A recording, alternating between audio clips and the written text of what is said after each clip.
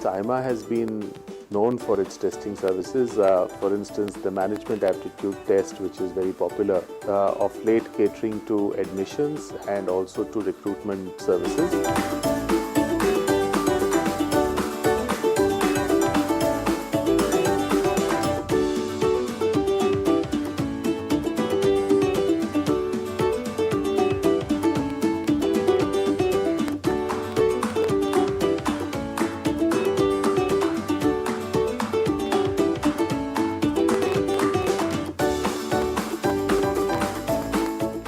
Is not just the desire for success, but a fear of failure.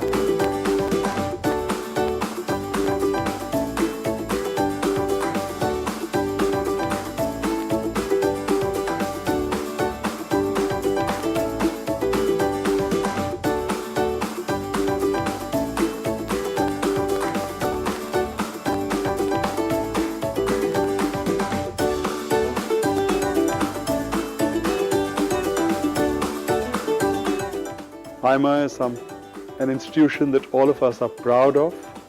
We are proud of its legacy, and we are proud of the role that AIMA plays in society.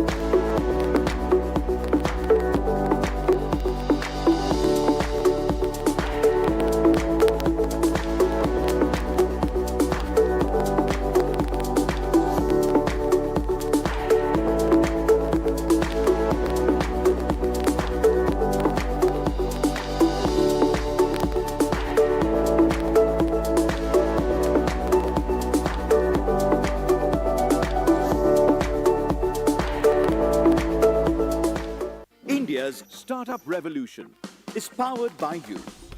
The thinkers, the hustlers, the go-getters. You got the skills, the drive and the speed to make things happen. And in a world full of possibilities, you deserve a salary program that moves with you. Introducing Axis Bank's salary program with exclusive offers for your employees so that you commute smarter. Unwind with your favorite shows. Stay fit. Level up self-care. And up your career game for the future. What's more, Axis Bank's salary program also offers a range of benefits which are built for your world, while unlocking special perks that enhance your lifestyle at every turn. Access more than 350 services with our top-rated mobile banking app Open. To get started, simply scan the QR code and open your account digitally in just 3 minutes. Axis Bank's salary program.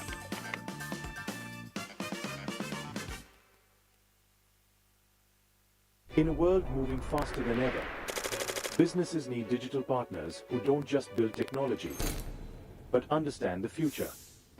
At 18 Pixels, we create digital products that power growth, transform industries, and impact lives. For the last 12 years, we've helped startups, enterprises, and governments turn bold ideas into scalable digital solutions. From concept to launch, from design to engineering, from integrations to analytics, we deliver end-to-end digital transformation. We've built category-defining platforms like Gramik, Rojana, Khadi India, and Lucknow Metro. Products that serve millions, improve livelihoods, and shape the future of digital India. Our solutions empower farmers, accelerate commerce, enable seamless mobility, and redefine digital experiences for businesses and communities. Clients choose us for our product thinking, speed of execution, and commitment to measurable results. User-centric design, robust engineering, a team that treats your product like its own. Whether you are building your next big idea or transforming your business for the digital future, 18 Pixels is your partner in turning vision into reality. Let's build something that scales, something that lasts. Let's build the future, one pixel at a time.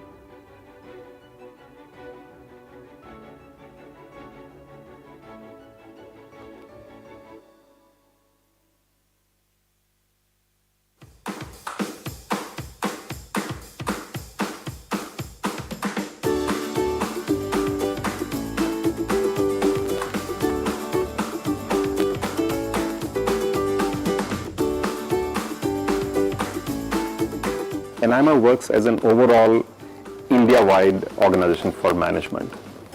It has for long supported, promoted and nurtured the management movement, and it's also reached overseas to try and connect the world with India as well.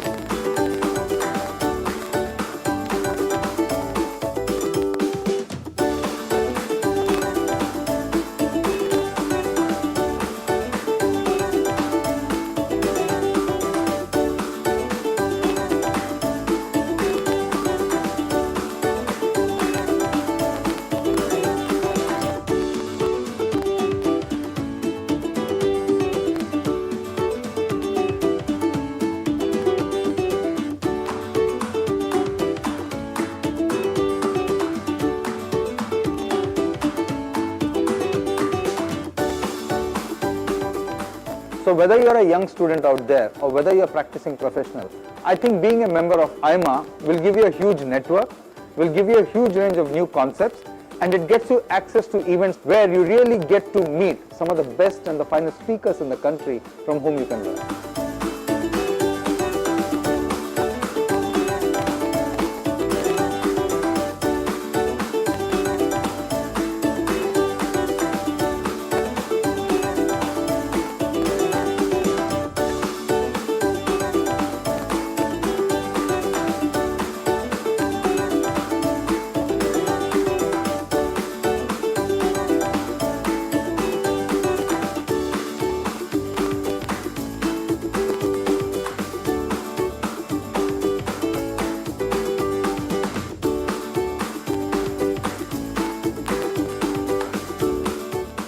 every manager needs to be updated in terms of the latest techniques, the latest thinking, the latest direction. You update yourself in various aspects of disciplines that one is involved in.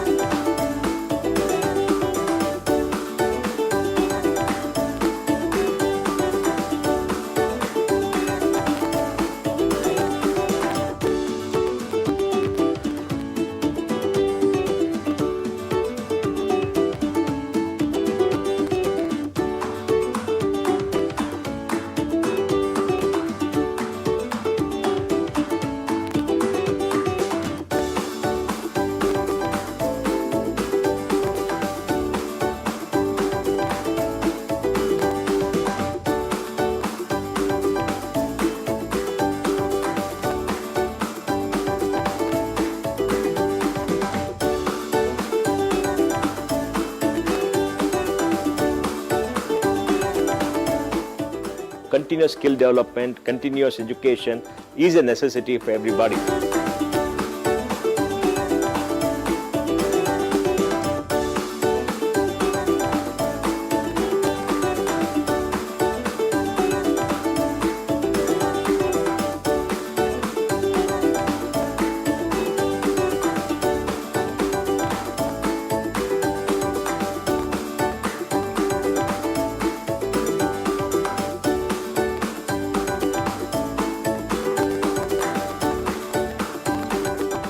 AIMA has been known for its testing services. For instance, the management aptitude test, which is very popular, of late catering to admissions and also to recruitment services.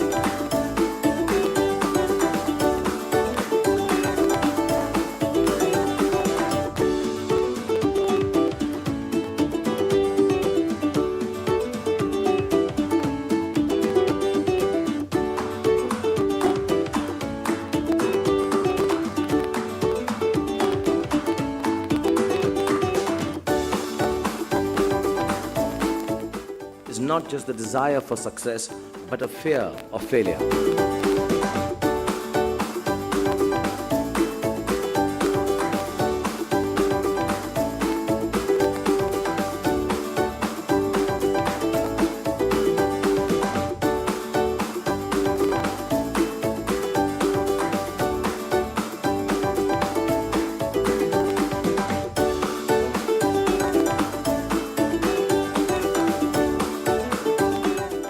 AIMA is an institution that all of us are proud of. We are proud of its legacy, and we are proud of the role that AIMA plays in society.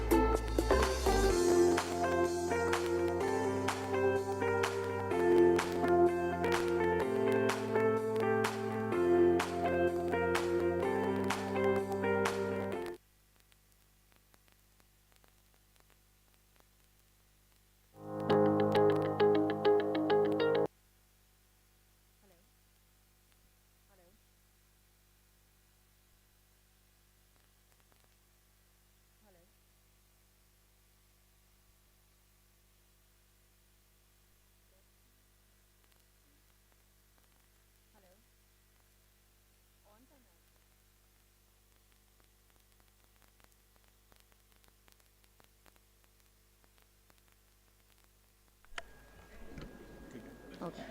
Hello. Good morning, everyone. We will be beginning shortly, so please be patient for a few more minutes. I think we're just waiting for a few more people to come in, and then we will be starting.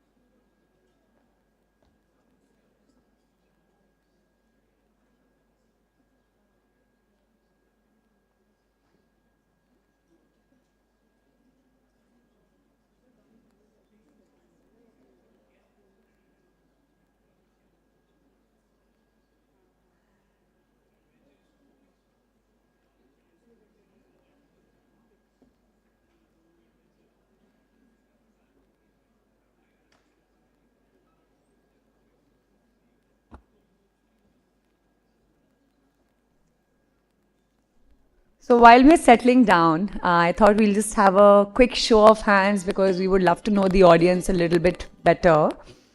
So, how many of you are from Delhi? Can I just have a raise of hands? Great. So, mostly we're all from the city and we have braved the traffic today. Who here is attending the YLC summit for the first time? Okay, great, great, great. So, this is, of course, our second summit, and we're glad to have everyone here. And I just want to understand the diversity in the room. So, if I can have a show of hands if you're from corporate. Okay, great. I see a few people. Startups, entrepreneurship. Any entrepreneurs in the crowd? Great, great. Academia, student community. Great, great, great. So good. We seem like we have a good mix of people. And who's at least had one cup of coffee this morning or tea? Now, oh, I'm so sorry. Don't worry. The sessions will wake everyone up. So we've got you covered.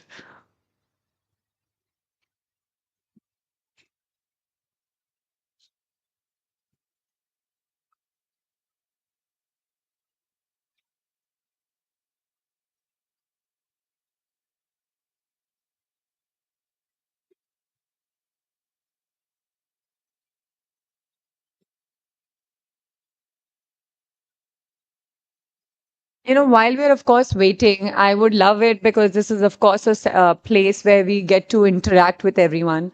So if you don't know the person sitting right next to you, please take 30 seconds to introduce yourself to them. You know, just say hi, name, company, and you know, what are you looking to take away from this summit?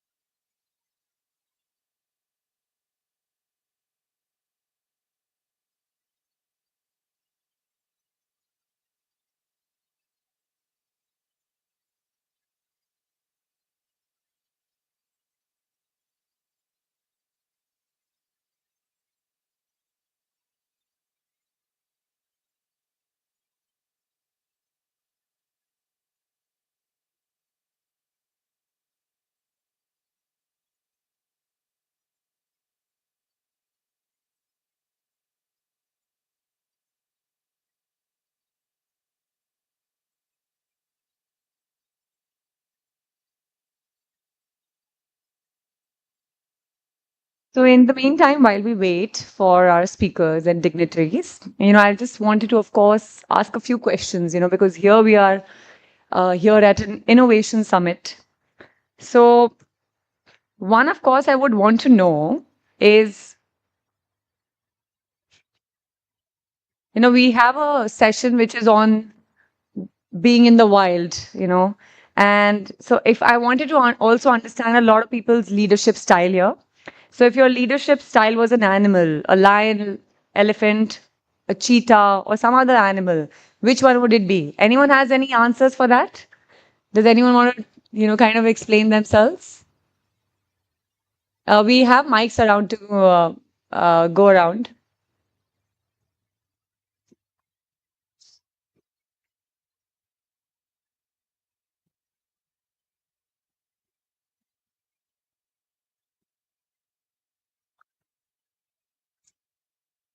Or actually, let's say, do you know how many startups a day are,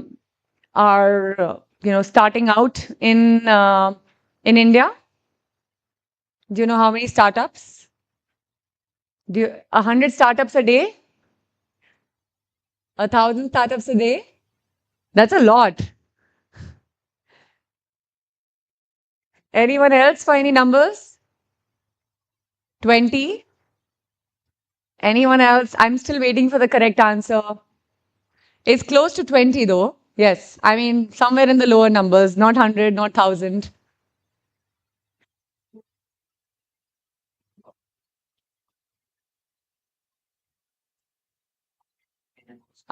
Right. So we have, of course, different statistics, but I think the great, please give a very warm welcome.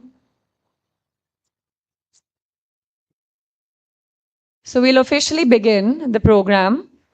So a very good morning, ladies and gentlemen.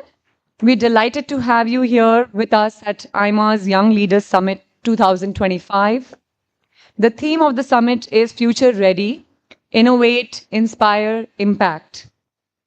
This annual summit brings together dynamic minds from business, government, and academia, inspiring dialogue, innovation, and leadership for the future. We have a distinguished lineup of speakers and an eminent audience with us today, and we thank you all for being here. We will have the following sessions during the summit: Inspiring Young India, Upholding Values, Shaping Tomorrow; Startup Nation, Creating a $10 trillion economy; Reimagining Higher Education, Building Future-Ready Leaders; Lessons in Innovation and Impact from Industry Trailblazers; Leading Success, Leadership Lessons from the African Wild. We hope you will enjoy the proceedings and each one of you will have lots of learnings. Happy to inform that the summit is also being streamed live on AIMA's social media channels, YouTube, Facebook, LinkedIn, and X, and also on the YLC channels, YouTube and LinkedIn. We also extend our gratitude to our sponsors who have supported this year's summit. Thank you to our co-sponsor, Transport Corporation of India Limited.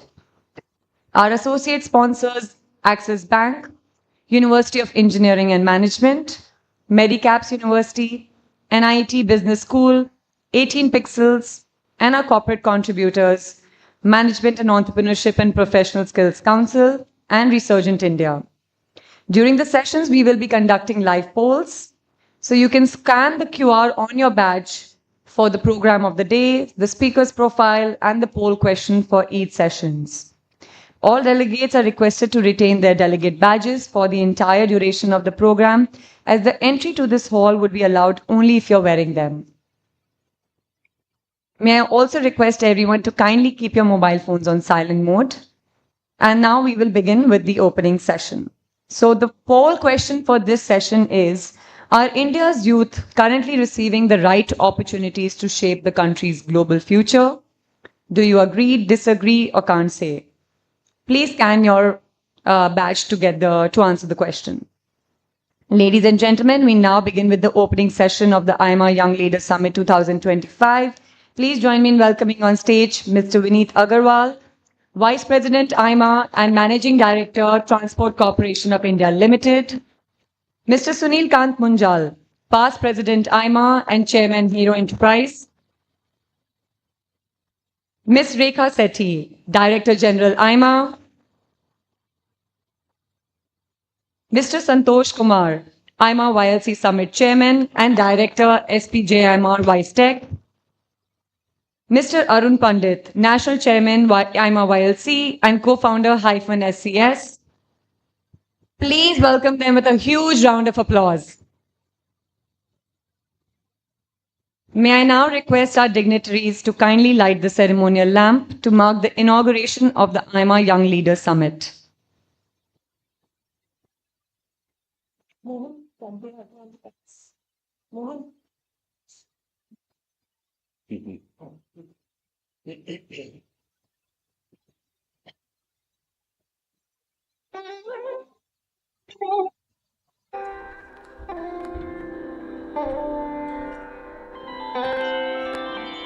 या कुन्देन्दु तुषारहार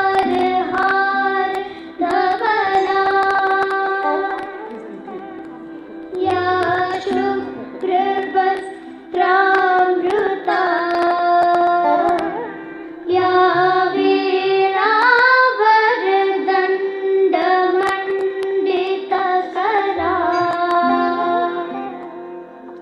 या श्वेतपद्मासना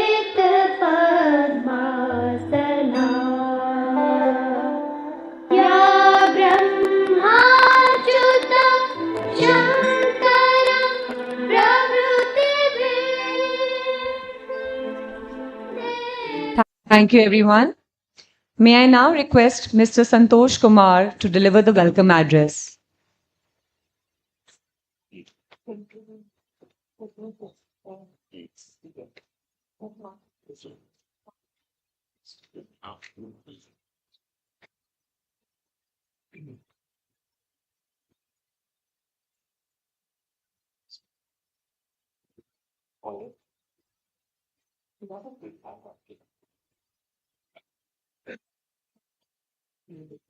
Good morning, distinguished guests, respected speakers, my fellow leaders, and my friends.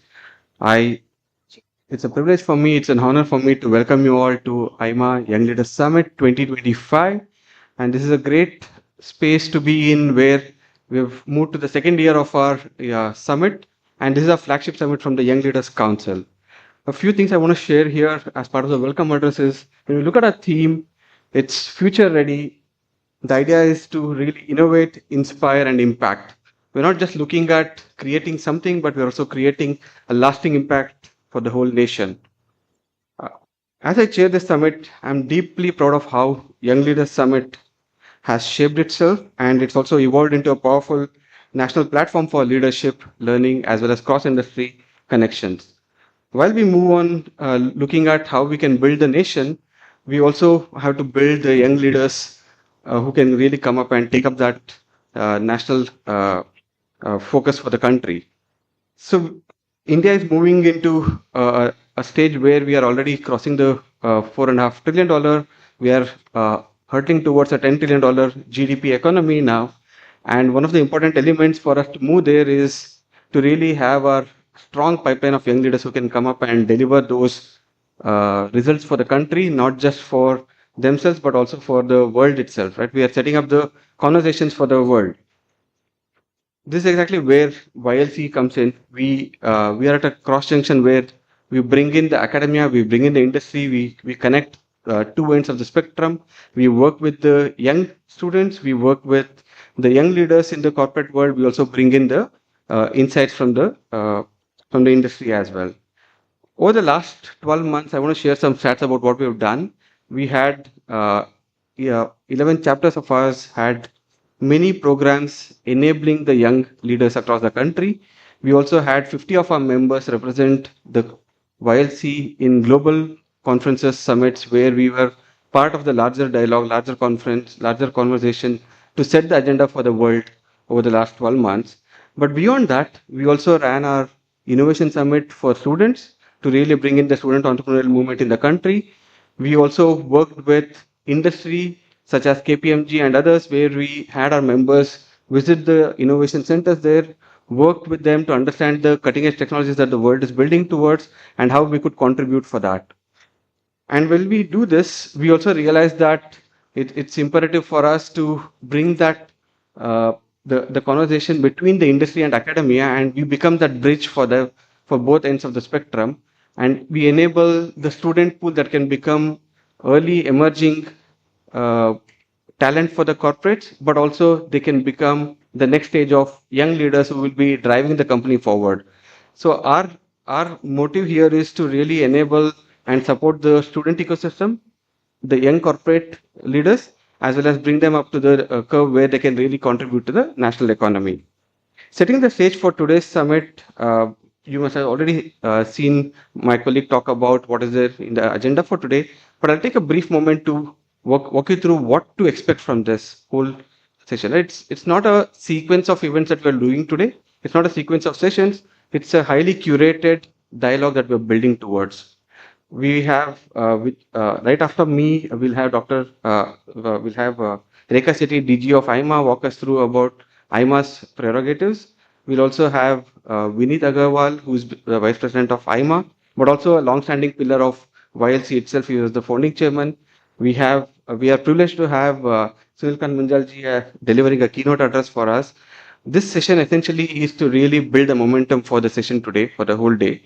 But beyond this, we also have some very interesting concepts that we're building around, conversations that we're building around. First and foremost, right after this, we will have former Chief Justice of India, Dr. D.Y. Chandrachud, who will speak about the integrity and the value that our youth, our young leaders have to build. And that is very important for the country if we are really looking at becoming the Vishwaguru. And after that, we'll have Mohandas Pai, sir, will walk us through about looking at India becoming the startup nation and how we can really move faster towards the $10 trillion dream that we are building towards. We will have a very interesting session about higher education in India through the lens of our university leaders. We will also talk about a very interesting aspect of building innovation, but also building resilience in innovation, when we'll have Deep Kalra build those insights for us. And also, moving ahead, we have for the first time today in our session that we'll also see that we are trying to bring in the learnings from the African wildlife. So we have Ivan Shebak come over from Australia. He's going to walk us through some very interesting references about how to take leadership lessons from the African wild and bring it to the corporate boardroom. So if you look at overall this session, you'll also get to understand it's not just one angle that we're tackling here. We're not just looking at innovation alone. We're looking at inspiration and impacting for the whole generation that we're looking for, and which will enable the country to really move forward. With this, again, welcome you all to this session. I hope this will be something to take away for you in terms of your learning, to collaborate with others in the room, and also to engage with the younger audience that will come up through the day. Thank you so much, and I yield the stage. Thank you, Santosh. May I now invite Ms. Rekha Sethi, Director General AIMA, to deliver address.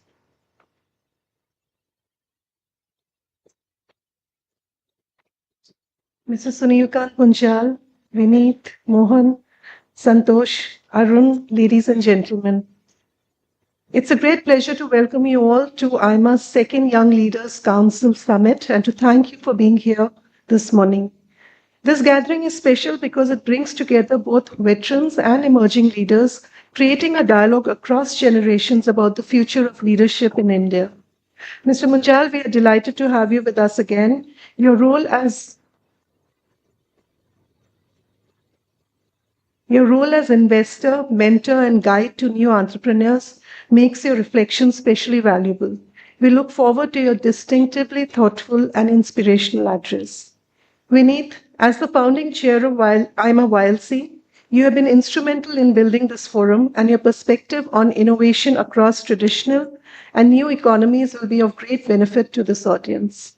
Santosh and Arun, congratulations on putting together an outstanding summit and nurturing this growing community of young leaders. AIMA deeply appreciates your leadership. I also wish to acknowledge Sanjay Grover and Rhythm Malik, who have supported YLC since its inception in 2018 and helped it grow steadily. As they move on to new chapters in their journey, we welcome Madhav Sharma and Mansoor Hassan to carry the YLC work forward. Ladies and gentlemen, it is inspiring to be with India's brightest young leaders as they prepare for a world that is changing faster than ever. Technology, business models, consumer behavior, and geopolitics are disrupting plans overnight. To be future ready requires curiosity, courage, and commitment, seeking knowledge, asking the right questions, and preparing for multiple scenarios. Leadership is not about having all the answers, but about asking the necessary questions and engaging with reality beyond screens and algorithms. Ultimately, leadership cannot be automated. It demands vision, passion, and responsibility. Today's young leaders see opportunity in disruption, yet must stay alert to constant change. AI is already shaping the present, quantum computing is on the horizon, and geopolitics is adding complexity. Leaders must not only manage today, but invest in multiple futures. As they build the future, they must remember that their children will live in it. So innovation must respect the environment, social health, and human dignity. The future does not arrive on a fixed schedule. It is made by those who dare to shape it. This summit is an opportunity to sharpen your perspective, learn from each other and from veterans, and commit to building a constructive future. Together, you represent the energy, imagination, and resilience that will define India's next chapter. Thank you for joining us this morning, and I wish you an enriching and enjoyable day ahead. Thank you.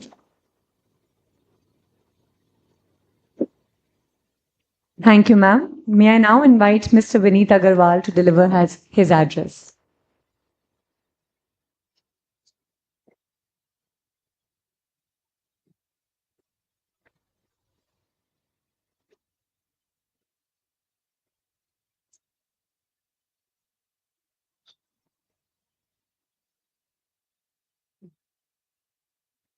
Good morning.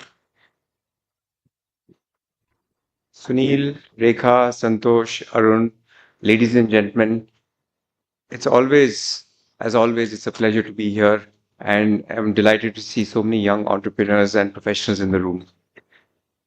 It's Sunil, it's always a pleasure to have you with us. We are indebted to you to continue to inspire AIMA and support the YLC.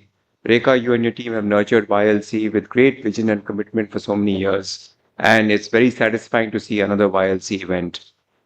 Many thanks and compliments to the successive chairs of IMA YLC for growing it nationally and internationally. Some of you might know the history of the YLC, and like many startups, it was conceived on the back of a napkin on a flight where Rekha and I were sitting together. The mutual feeling at that time that was that we needed to create a platform where young professionals from any field could come together and engage for self-growth, not just management, but any field, for furthering their career and ultimately contributing towards nation building.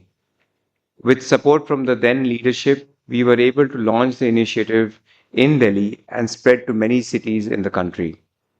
I was privileged to be part of as part of the first chair of IMA YLC, though that time not really young, and I'm delighted to see that it is fulfilling its purpose in developing the next generation of India's leaders.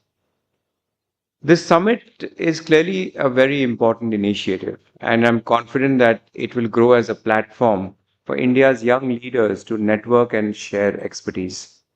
The summit also provides an opportunity for intergenerational dialogue, which is what we're doing today, and allow young leaders to tap the wisdom of veterans and help veterans to extend their shelf life by learning from the new generation. This is one of the most important tenets of YLC, that is to build a mentorship program, and I'm glad to see success in that area. The future has clearly accelerated, and as Rekha also talked about in the last few years, it continues to accelerate further. The once generational changes were beginning to occur in a few years, are beginning to occur in a few years. India is getting younger, and it is only logical that business leadership is also getting younger. Young leaders are starting their careers in the age of digital revolution, energy transition, economic restructuring, and geopolitical volatility. In this summit, we are concerned with the shaping of the future instead of sleepwalking into it. We want our young leaders to not only prepare for the most likely future, but also to build the future they would like to have. During the summit, we will talk about opportunities and compulsions of next gen leaders in national and global economy and the responsibilities in the coming world. Since I have you as a captive audience, I would like to conduct a short poll. I've been doing this for several years with our new cohort of management trainees in our company for probably about 10, 12 years. And I ask a set of questions and I'd like to seek your answers. Now, I see a lot of older people here, so I would not ask them to respond to this, please. So how many of you are in the age group of 25 to 30? Okay, so about maybe 10 people. 30 to 35? Okay. And 35 to 40? Okay. So that's the general cohort of the YLC. Anyone younger than 25? Okay, that's a large bunch as well. Okay. So now let's assume that all of you who have been in this age group of 20 to 40, you've reached a certain stage in your life and you have a certain pool of money with you in your bank. It's a not very large pool, but it's a smallish pool, but it's a decent pool. Now I want you to think about four options, option A, B, C, D. And I will tell you those options and you please vote for them when I tell you to. The first option is I will use that pool of money to put it for the down payment of a house. Okay. Option B is to buy a car. Option C is to invest it into the stock market. And option D is to do nothing. I'll just leave it in the bank and let it earn interest. Clear? Anyone all clear with the options? And please do not, anyone above the age of 40, please do not vote. So, who would like to vote for option A? Okay. Which is house, down payment for a house. Option B, which is buying a car. So, virtually nil. And option C, invest into the stock market predominantly. Right. And option D, do nothing. Very few of you. So as you can see that, the trend of the day is stock market. The trend of the year is stock market. This is a period of, we are seeing this stock market boom. When we did this survey, of course, with a similar size group, I would say, pre-COVID, the number one thing that people wanted was a car. This is again pre-Ola Uber days because it was a status thing. The number one thing people wanted right after COVID was a house because we were all constrained into one house or one area. And the last 2-3 years, the number one thing is the stock market. So the idea for this is has helped at least us to really look at the trends and expectations and accordingly approach the younger generation in terms of what they would like from the company. And I'm sure this is an exercise that you would have also found interesting because it gives you a perspective of what your peers are also thinking. So I'm here today speaking to you as a senior YLC member. The theme of the summit, Future Ready, Innovate, Inspire, Impact, is appropriate in the present context. Some of my learnings that I would like to share with you for the last 30 years of being in management myself are as follows, and they're linked to essentially the theme of the conference. First is that you should have a learning mindset. Einstein has said that if we continue to do the same things, do not expect the same results. For too long, we have talked about jugaad in our lexicon. We need to get that out. We need to stop thinking from an incremental perspective and focus on innovation. Innovation is possible when we inculcate a learning mindset where every small experience, smallest to smallest of experience for you, is a journey towards self-growth. The second is change constantly. Again, this is linked to the theme, how to be future ready. There's very famous saying by Rumi that yesterday I was clever, so I wanted to change the world. Today I'm wise, so I'm changing myself. Change everything but your values, value systems, your culture. Do not live in any fixed belief systems. You will meet people who will make you question your ethics all the time, all the time. But take everything as part of that same learning process. This is how you will continue to inspire yourself, most importantly, and then others around you. Last but not the least is purpose, which is directly connected to impact. I have learned the value of purpose from my two children who are 21 and 18 and they're at college. They started their own NGO for waste management when they were 14 and 11, and because they were suffering from Delhi's pollution. As I'm in the logistics business, they told me that, Dad, you're polluting the environment, we need to clean it up. So it has prompted a huge shift in our mindset to closely look at changing our philosophy around climate change. So my recommendation to you is believe in something very strongly, not because it is trending, to find your purpose, your area of impact. The next journey for YLC, I would recommend also from not just mentorship perspective, is to create something around things that other organizations have is called forum. Basically get together 8 or 10 of you in a group and essentially talk about whatever you want to. I know there is a gap. Sometimes you feel, who do I talk to? I cannot talk to my family about a lot of things. I cannot talk to my colleagues in the office. But this could be a disparate group of people who get together, do not judge you, and they just listen to you. So this is something that perhaps you should definitely consider. As they say, the best trick for the future, to be future ready, is to own the future by shaping it, by leading the innovation, inspiring imagination, and making a positive impact to the world, on the world. Before I end, I would like to leave you with another quote from Nelson Mandela. May your choices reflect your hopes, not your fears. Thank you.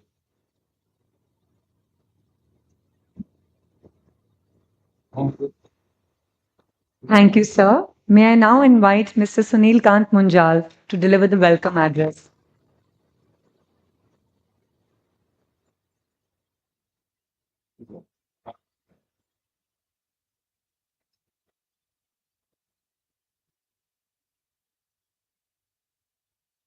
Thank you. Santosh, Rekha, Vineet, Arun, and friends, the young and the young at heart. When Rekha asked me to come in and address this group,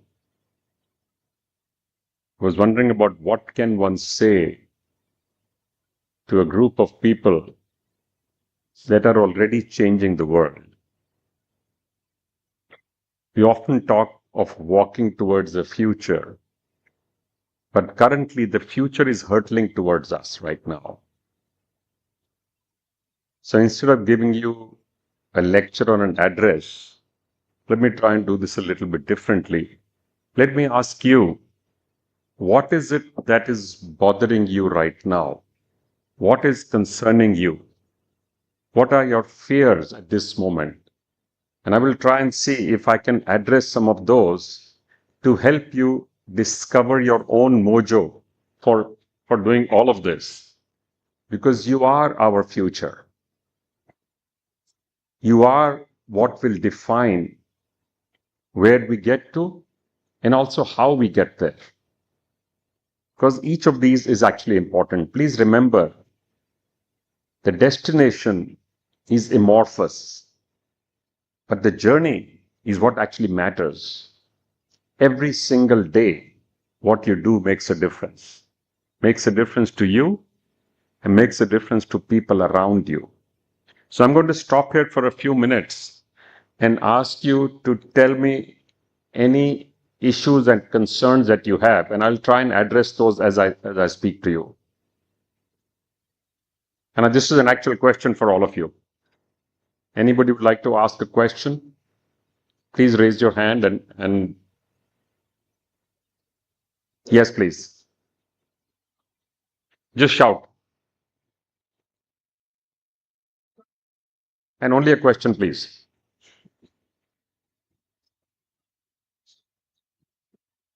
Just a question, please. It doesn't.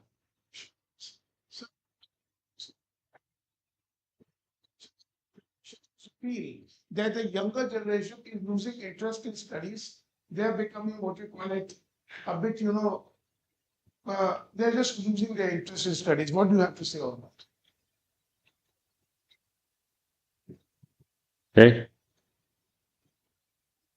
So, if I may ask. Yep. If I may ask. Right. This is an interesting question that I keep hearing from a lot of young, early stage career builders. So the question that they have is, earlier the career used to be a 30, 40-year-old career. Then it shrunk to 10-year careers. Now it's become a 2-year career. How does one plan for a career in this era? Okay. Yes, please. Okay, I'm going to do the same thing that Vineet did. I'm going to ask all the people below 40 to ask the questions.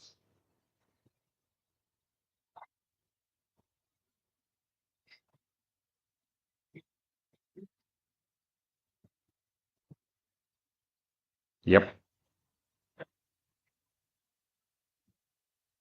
How the young people from our country accept yoga as a routine, as a part of their life. Right. If you could Okay. narrate us. Thank you.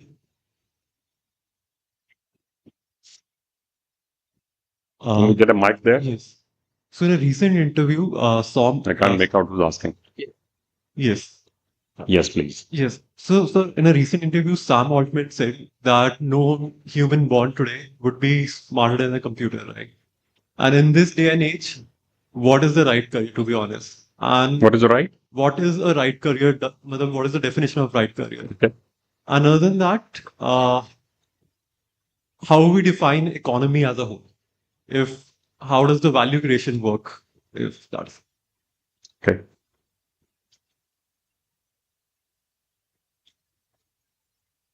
There, please.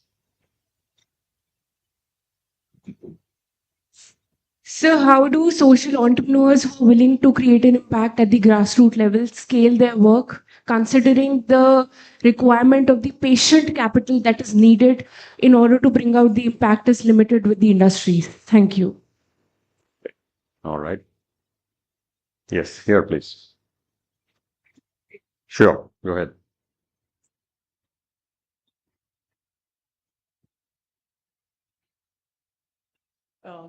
Our worries around how the young generation will build critical thinking.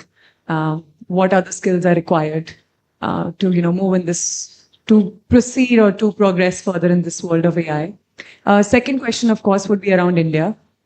We are, of course, transitioning to a phase, global policies, a lot of different issues coming up. What one solution do you think could really impact India's future, say by 2030 or 2035? Can you repeat the last bit? What about India? What one solution do you think could really impact India's future in the global macroeconomic way? Okay. That's it? All right. There's one there. Below 40, please. There's one there. I don't know if he's below 40. He's wearing a mask, can't make out. Sarah. So somebody who have been working in corporate like from 10, 15 years, and there's a urge to start something of your own, but then on the other hand, you're obviously insecure about there's so much of, competition in today's world. Every day we see a new startup coming up. So how do you, what is that one thing that, somebody like me who wants to do something of their own can take away from the leaders in our industry? Okay.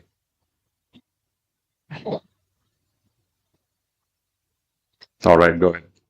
There, please. I just want to comment on the first question that was raised. Students are not losing interest in studies. They're losing interest in studies the way we teach them. In age of AI, Thank you. it's Thank the you. teachers who have to Thank you. adjust.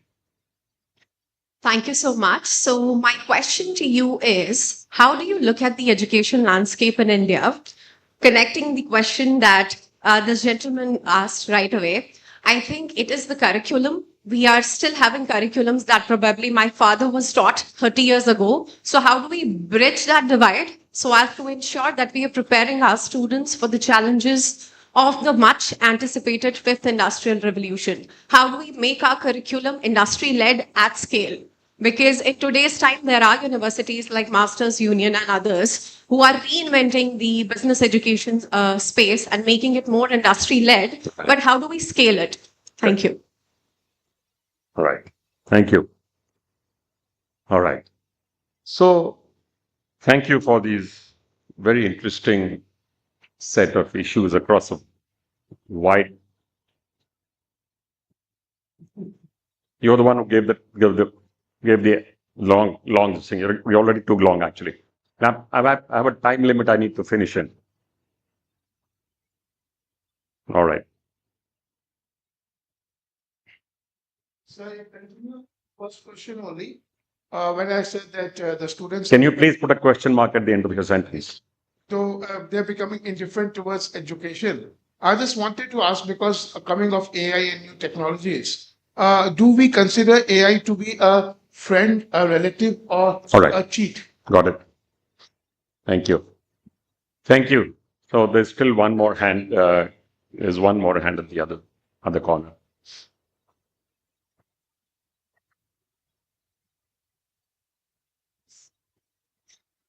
How you see 70 hours a week of Narayan Murthy versus right to disconnect?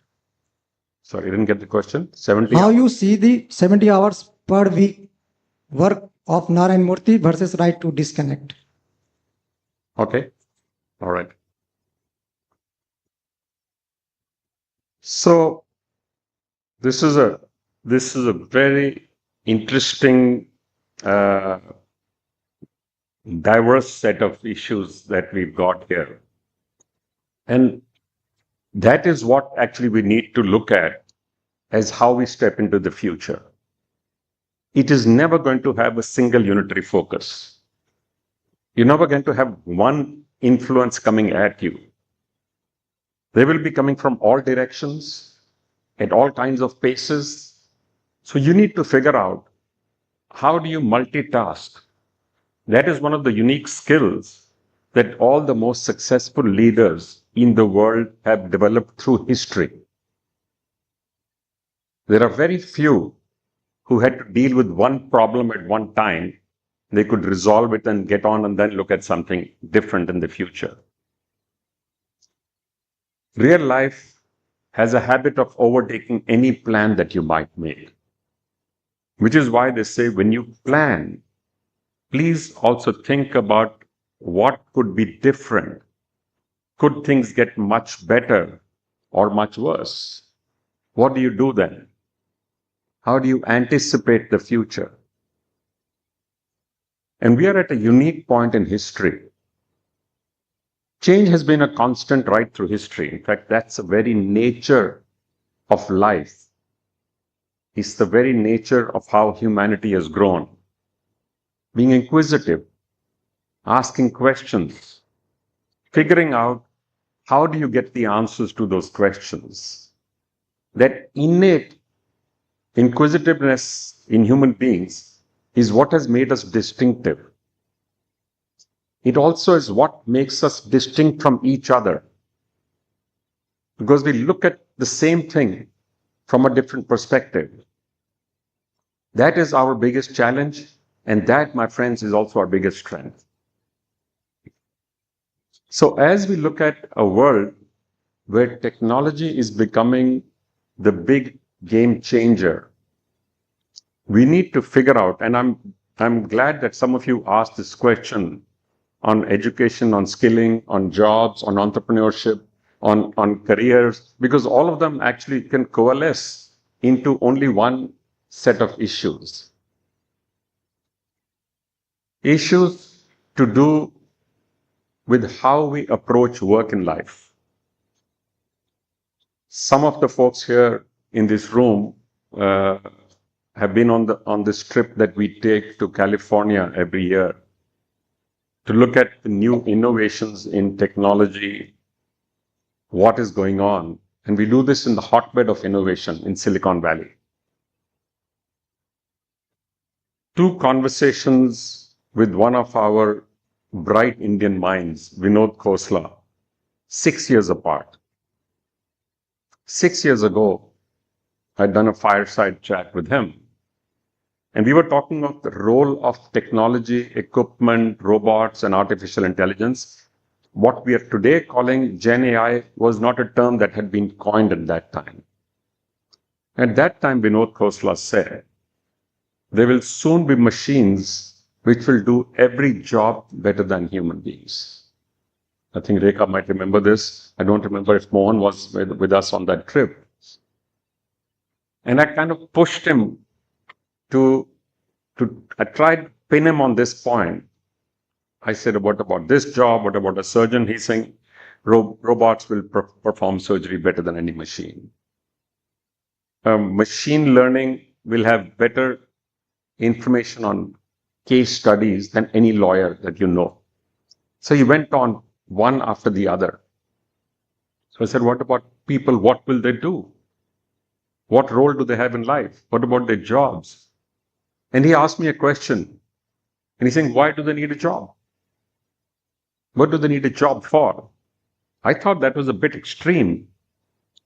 But what he was trying to do, and I thought it was a very interesting thing, later on I thought about it, he was making us think,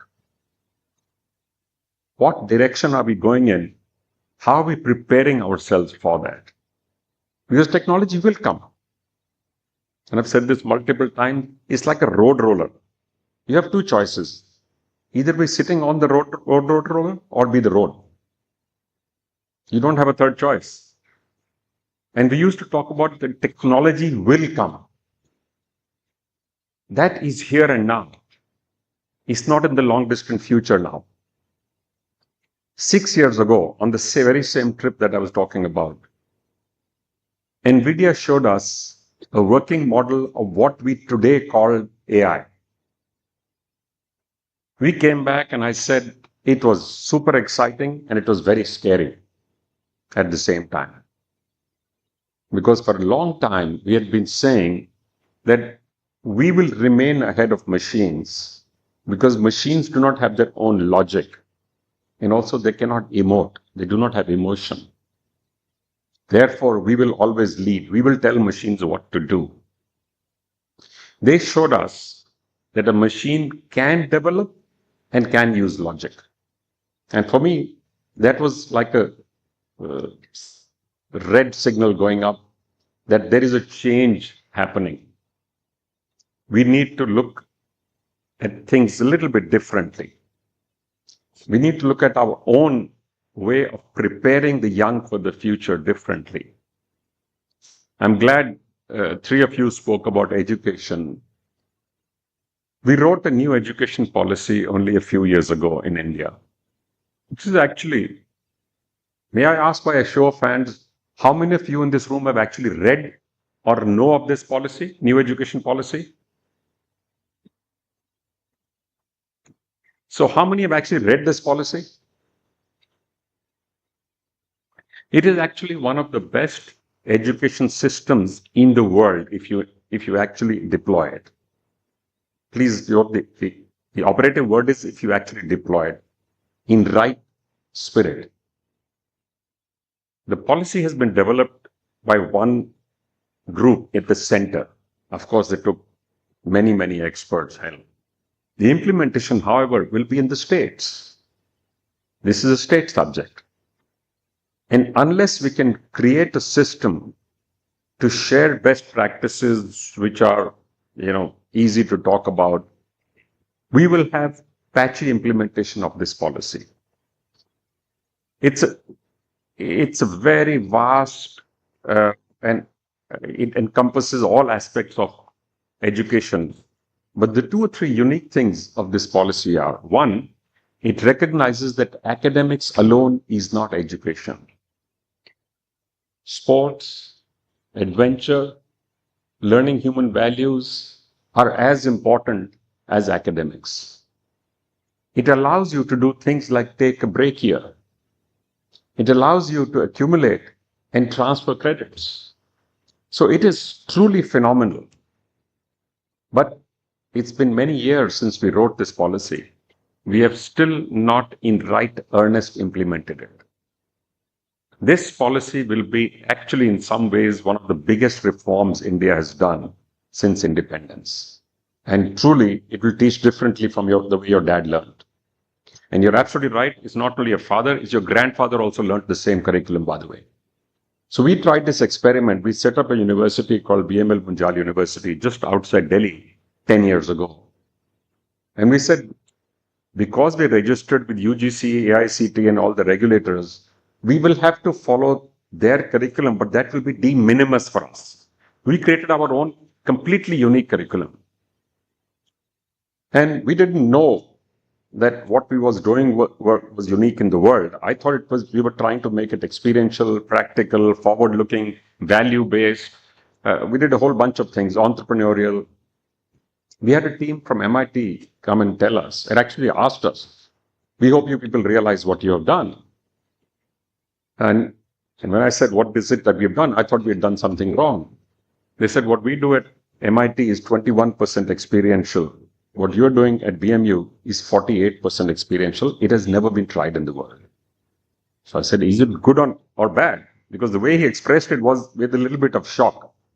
He said, we've been dreaming of this for the last 30 years, all of us, Harvard, Yale, Columbia, but none of us has been able to achieve it.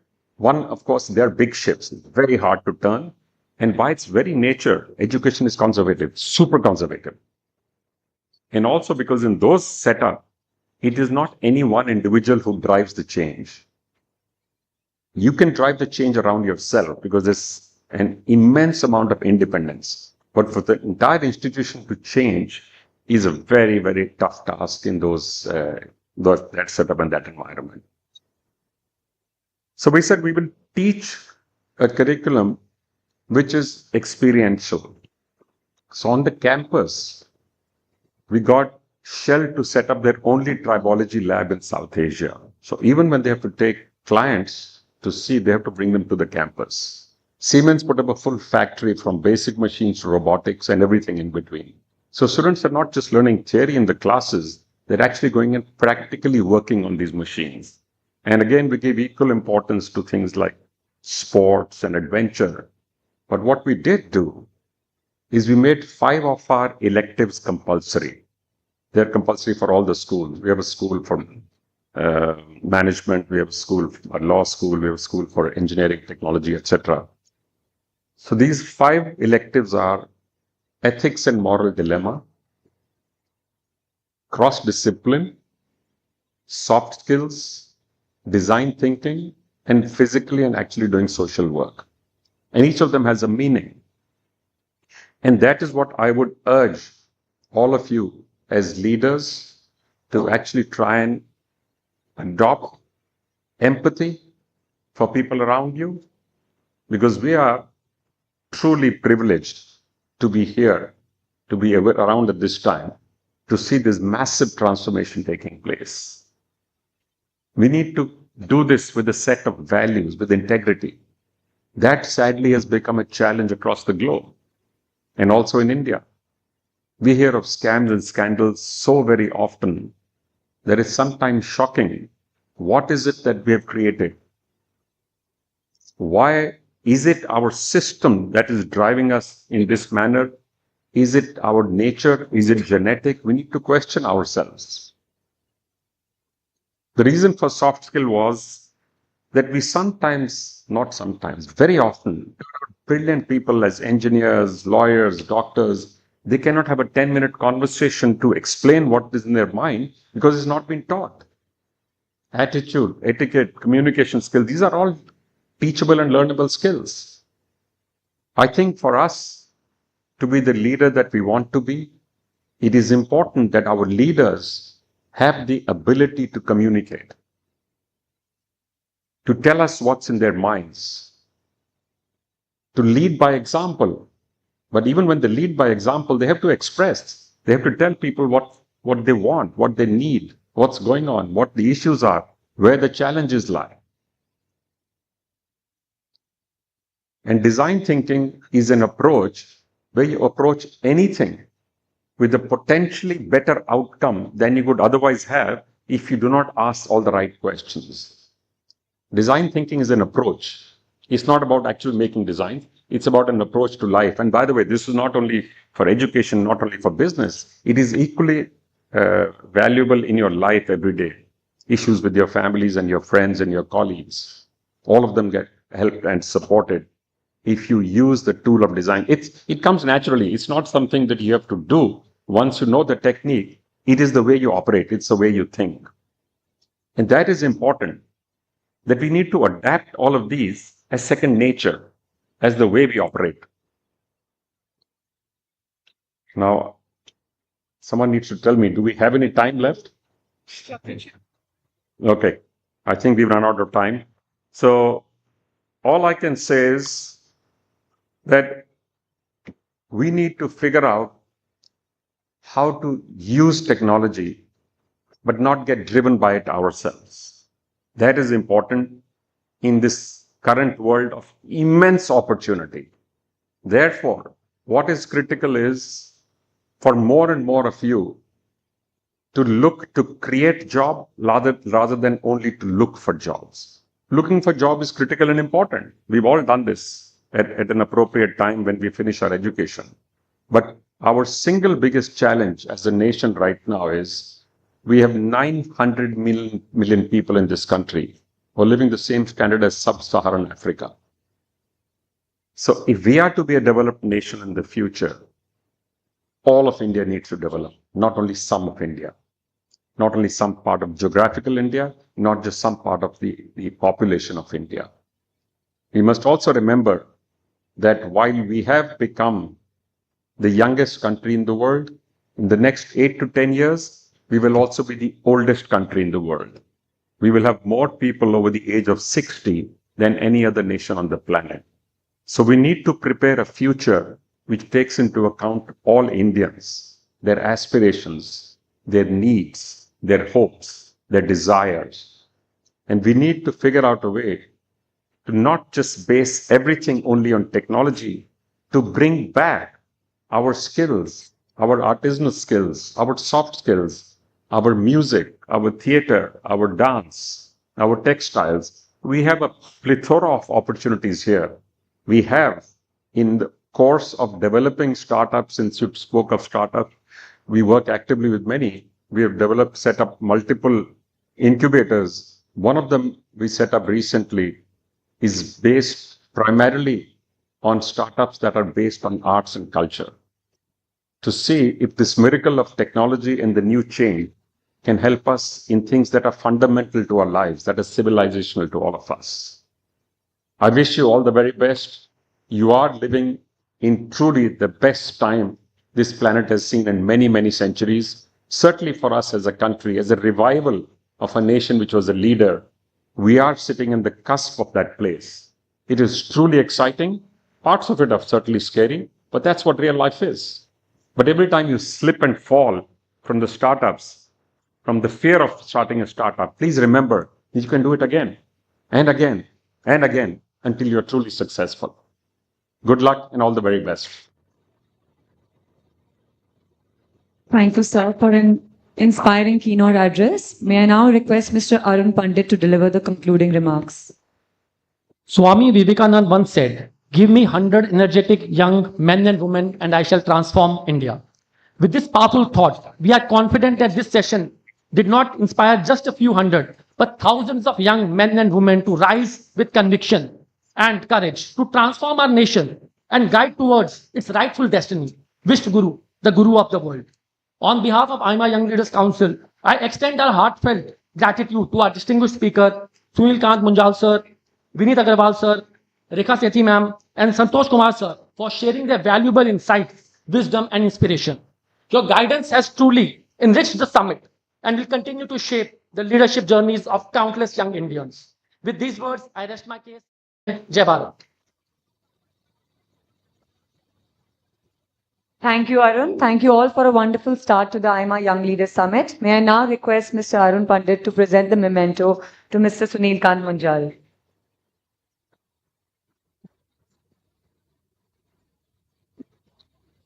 A big round of applause, please. I now request Mr. Santosh Kumar to present the memento to Mr. Vineet Agarwal.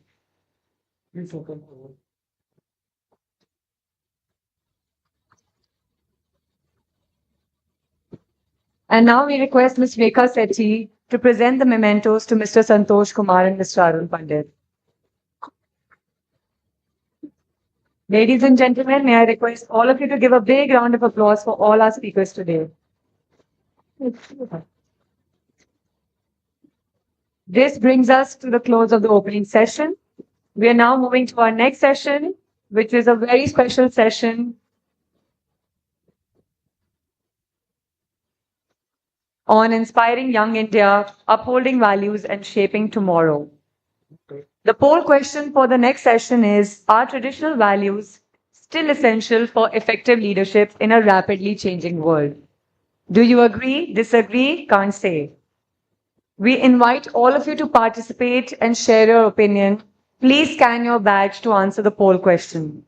Question slips are available with the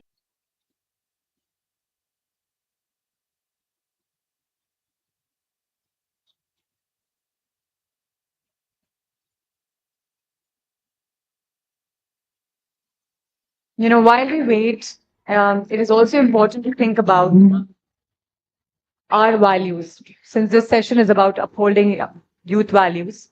So, what value has shaped your personal journey the most? Discipline, empathy, or courage? So, if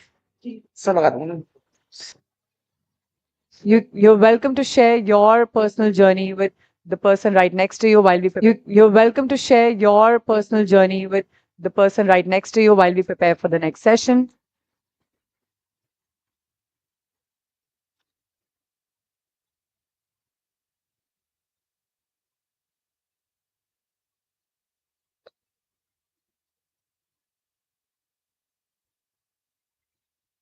We are now ready to start the next session. Please join me in welcoming Dr. Justice D.Y. Chandrachud, former Chief Justice of India, and Mr. Nikhil Sahni, past President AIMA and Managing Director, Triveni Turbine Limited, on stage. Can we please have them on stage? Please give a big round of applause to our speakers.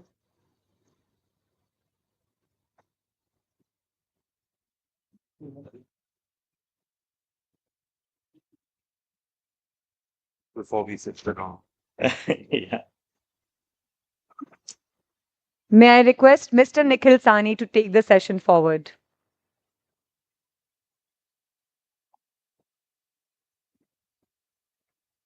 Thank you very much. Justice D.Y. Chandrachud, former Chief Justice of India, ladies and gentlemen, a very warm welcome to everyone at this very special session with a very special person. We're privileged to have a conversation with someone who has shaped India's present and the future with his astute and progressive judgments, someone who has applied the law constructively and nudged it towards social, economic, and political transformation. Justice Chandrachud, it's a privilege and an honor to have you in AIMA's Young Leaders Summit, and many thanks for agreeing to share your thoughts with the next generation of India's leadership. Before we address the topic of this session, which is inspiring young India, upholding values, shaping tomorrow, I would like to take a minute to briefly tell our young audience about your journey and accomplishments. Ladies and gentlemen, Justice Chandrachud retired as the 50th Chief Justice of India a year ago, and he left a legacy of radical pragmatism, in judiciary's role in the Indian economy, society, and politics. In his 8 years as a Supreme Court judge, 2 of which were as a Chief Justice, he made pivotal contributions to several critical cases, including the Ayodhya Land Award, the revocation of Article 370 to change the status of J&K, the invalidation of the electoral bond scheme, the decriminalization of homosexuality and legality of same-sex marriages, the right to enter Sabrimala temple, and the right to digital privacy. A technology-savvy head of the Supreme Court, he accelerated the court's digitization and the use of AI in its functioning. Before being appointed to the Supreme Court in 2016, he was a Chief Justice of the Allahabad High Court, and before that, a judge at the Bombay High Court. He is an accomplished and celebrated lawyer prior to transitioning to the role of a judge, and he has also been a law teacher, and he continues to teach law after his retirement from the Supreme Court. He is also an author, as you would see outside. His book is there, and if you're very nice to him, he may possibly sign that for you. May I take the liberty of saying that, Justice? So, ladies and gentlemen, it is our tremendous privilege to have Justice Chandrachud with us here today, and we look forward to hearing his views on the future of India's values, laws, institutions, technological transformation, and social political change. Ladies and gentlemen, it's important to recognize that the law and judiciary are not merely there to impose compliance with the prescribed structures and behaviors. I would like to point out to our young audience that the law is not an obstruction to initiative and innovation, but a guarantor of economic value. The legal system allows businesses to be trusted, protected, and scaled. It provides and enforces the normative networks of claims and exchange. The law and the judiciary are vital to any future transformation of the economy, the polity, and society. Technology is the greatest force of change, and in these times, and often it is perceived that law lags technology. In a legal and regulatory vacuum, new technologies can be used for rapid innovation and economic transformation, as well as be abused for deceit and exploitation. The lawmakers tend to struggle to provide conditions that serve both the present and the future. The resulting risks and uncertainties are not very helpful for intensive investment and innovation. When there is legal vacuum, the judiciary steps in to guide both the innovators and the regulators. The Indian judiciary has provided key guiding principles to lawmakers when it comes to regulating new technologies. Justice Puttaswamy's judgment against the Government of India ensured that privacy becomes a fundamental right under the Constitution's Article 21. His judgment sets the guardrails for data and AI regulating laws. Cryptocurrencies have got judicial recognition because of the Madras High Court's judgment to treat cryptos as property. India is racing to catch up with the digital revolution, and the coming laws would shape the country's future economy. We are privileged to have a technology-savvy judge and the teacher in this session. We will seek his views on the role of laws and judiciary in upholding the core human values and shaping technological and socio-political future. I'm certain that everyone here will enjoy this conversation, and time permitting, we would like to open the floor up to questions once the Justice is done with his keynote address. With that, ladies and gentlemen, join me in welcoming Justice Chandrachud for his keynote remarks.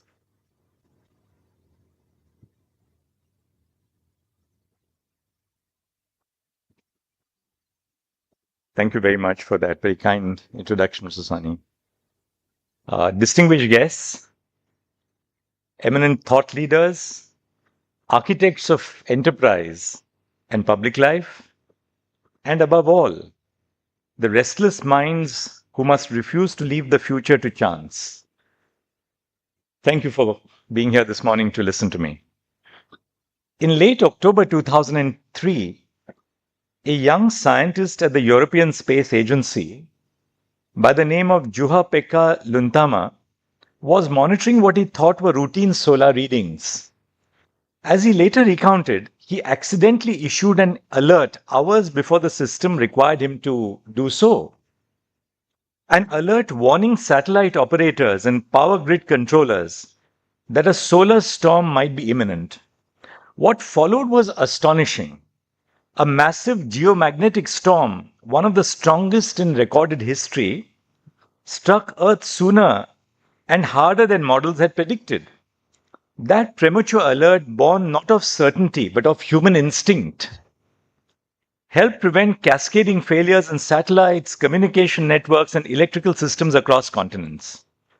I begin with this story not because it is spectacular, though it is, but because it captures a profound truth about the world you, the young leaders of today, must navigate. We live in an age when a single decision taken in a room unseen can ripple across the planet.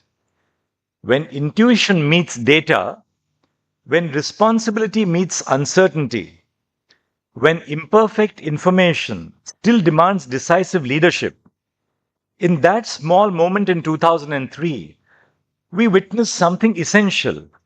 The future often announces itself without warning, and the leaders who shape it are those prepared to act before the world is ready to acknowledge the scale of what is unfolding. Today, we stand at a similar inflection point. Technology is moving faster than the frameworks that govern it. Social change is outpacing the structures meant to hold us together. New opportunities are emerging as quickly as old certainties are dissolving. From artificial intelligence to climate disruption, from digital economies to shifting geopolitical alignments, we inhabit a world where the next disruption may emerge as unexpectedly as that solar storm and with consequences just as far reaching.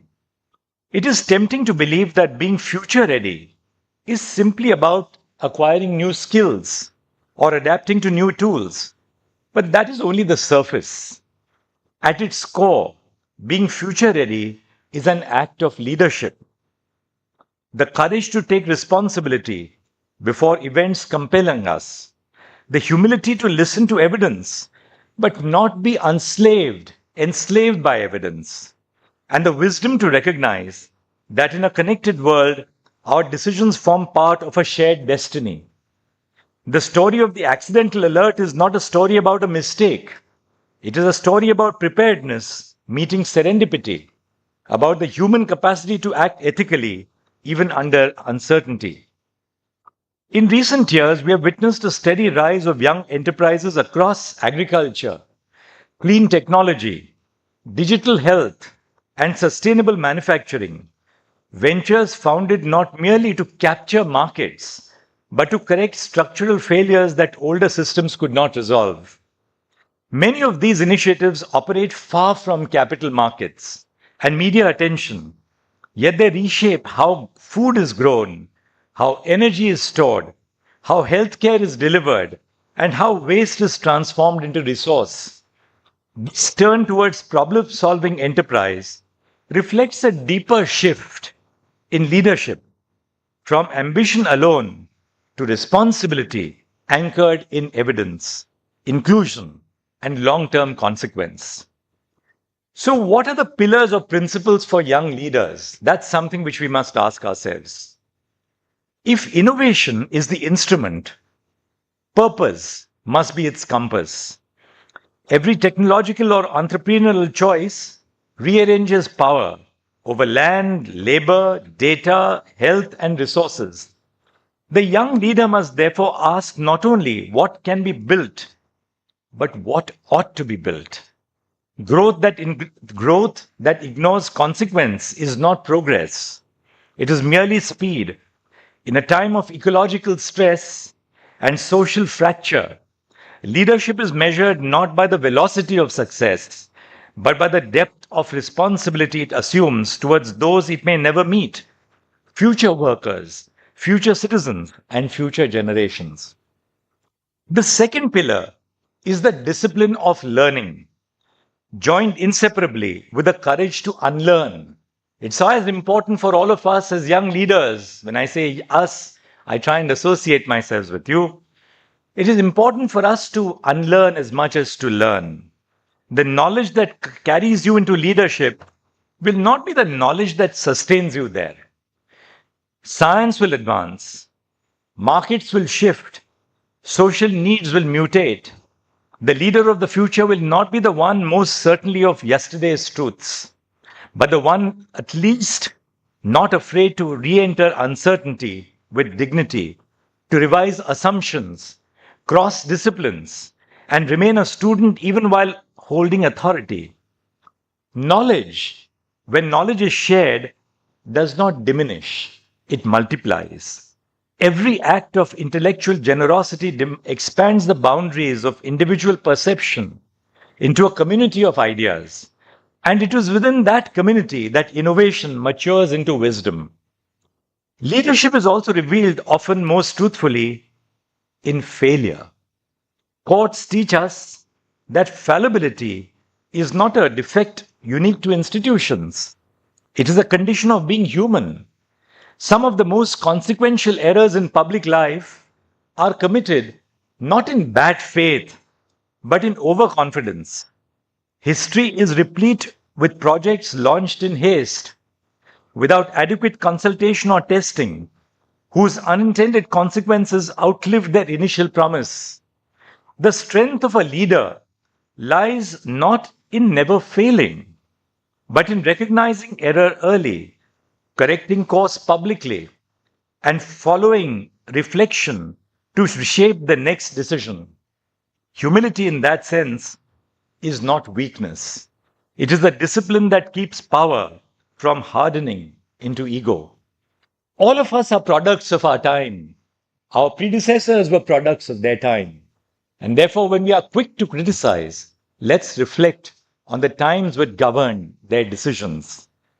No serious problem of our time submits to solitary genius. Agriculture, public health, energy transitions, sustainable production, each of them unfolds at the intersection of the state, market, community, and science. Leadership today is therefore not command, but coordination. In a plural society, coordination is sustained not by agreement alone, but by dialogue across difference, by the willingness to listen to convictions we do not share, and to remain in conversation even when a consensus is elusive. It demands courage to decide where consensus is fragile and empathy to listen where disagreement is sharp. We see these principles take living form in the work of young engineers who refuse to accept that food security must remain hostage to the monsoon. In parts of our country, soil-less, climate-controlled farming systems now grow vegetables on barren land, using a fraction of the water that conventional agriculture requires. What was once scientific theory becomes daily nourishment. This is not merely an agricultural innovation. It is an ethical one because it stabilizes farmer income, conserves water, and loosens the grip of climate volatility on rural survival and livelihoods. Science does not escape into abstraction. It enters the field, the market, and the home. One sees the same ethical discipline in a young deep tech enterprise moving from India's research laboratories into the supply chains of mobility and energy. By developing indigenous battery technologies and fuel cell systems, such enterprises are not only accelerating the transition to cleaner transport, it is also reducing strategic dependence on imported energy storage. This is not innovation for the sake of novelty. It is long horizon statecraft executed through private ingenuity, where the startup becomes not merely a business form, but a strategic institution for the nation's energy future. The same spirit of innovation is visible in everyday life in India. Young innovators are quietly dissolving the barriers that once separated geography from opportunity. Neurotechnology startups are building affordable brain-wearable devices to track focus, stress, and mental well-being, while also opening new possibilities for research and therapy. Indian-led devices such as handheld radiation-free breast screening tools now allow frontline health workers to detect breast lumps early at a fraction of the traditional cost of a mammogram in communities far beyond major hospitals. Young founders are developing AI-powered wearables that translate sign language into speech in real time, expanding access to education, services, and employment for the deaf and speech impaired. Education collectives and community learning initiatives are taking science, reading, and digital skills into government schools and neighborhood learning centers that were once starved of resources. These efforts do not wait for perfect policy or perfect infrastructure. They arise from urgency, empathy, and a refusal to accept that place of birth must decide the possibilities of a life. This same imagination is also reshaping how our cities think about waste and work. An unexpected site of innovation has emerged in what our cities once treated as ritual waste, a transformation exemplified by the work of Fool.co. Tons of discarded temple flowers that once polluted our rivers are now collected and transformed into clean incense, compost, and biodegradable materials. Women, previously excluded from formal work, now stand at the center of the circular economy as trained craft workers and entrepreneurs. Enterprise does not merely recycle matter, it restores economic agency. Pollution yields to production, and exclusion yields to participation. When such transformations begin to scale, a deeper question inevitably flows. Not only what change is possible in India, but how power over change must be exercised. So, what's the constitutional imagination of leadership? It's here that the constitutional imagination becomes indispensable. In constitutional life, leadership is not the art of moving faster than others. It is the discipline of moving lawfully when speed itself becomes a temptation. Constitutions are drafted on the assumption that those who wield power will at times be impatient with restraint. That is why constitutions shift our faith from personalities to processes. In constitutional democracies, the finest leaders are often not those who move first, but those who pause the longest, mindful that every exercise of authority casts its shadow on lives far beyond their immediate view. Dr. Babasaheb Ambedkar saw this with rare clarity. In the final deliberations of the Constituent Assembly, he issued a clear caution that political democracy in India would precede the fuller realization of social and economic democracy. His anxiety was not about power being seized, it was about power being inherited without responsibility. For Baba Saheb, leadership was not heroism in moments of crisis. It was a slower, more demanding task of sustaining fraternity and inequality and constitutional morality in the midst of social contradiction. One sees this same constitutional idea of leadership echoed across democratic traditions. When Nelson Mandela spoke of leadership as guiding from behind, he was not diminishing authority. He was redefining its source.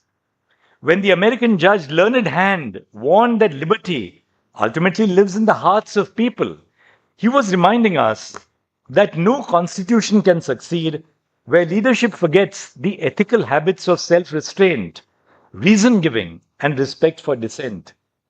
In constitutional traditions worldwide, the lesson is constant. Authority may gain speed by silencing disagreement, but it forfeits its security when it does so.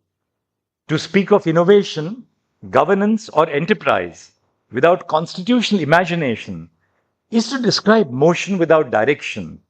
The Constitution does not tell us what to invent. It tells us how to remain just while inventing. It does not forbid ambition, but it subjects ambition to fraternity, equality, and reason. The distinctive leadership ethic of a constitutional democracy is found in the subjection of power to principle. It is against this constitutional measure of leadership that our present moment must now be re-examined. Now, what about a reality check? The challenges and opportunities which lie ahead. We inhabit a moment in which digital transformation steadily rewrites the grammar of work, learning, governance, and everyday life. The International Telecommunications Union estimates that approximately two-thirds of the global population, 5.4 billion people, are now online. This connectivity has unleashed unprecedented access to information, but it has also amplified our vulnerabilities.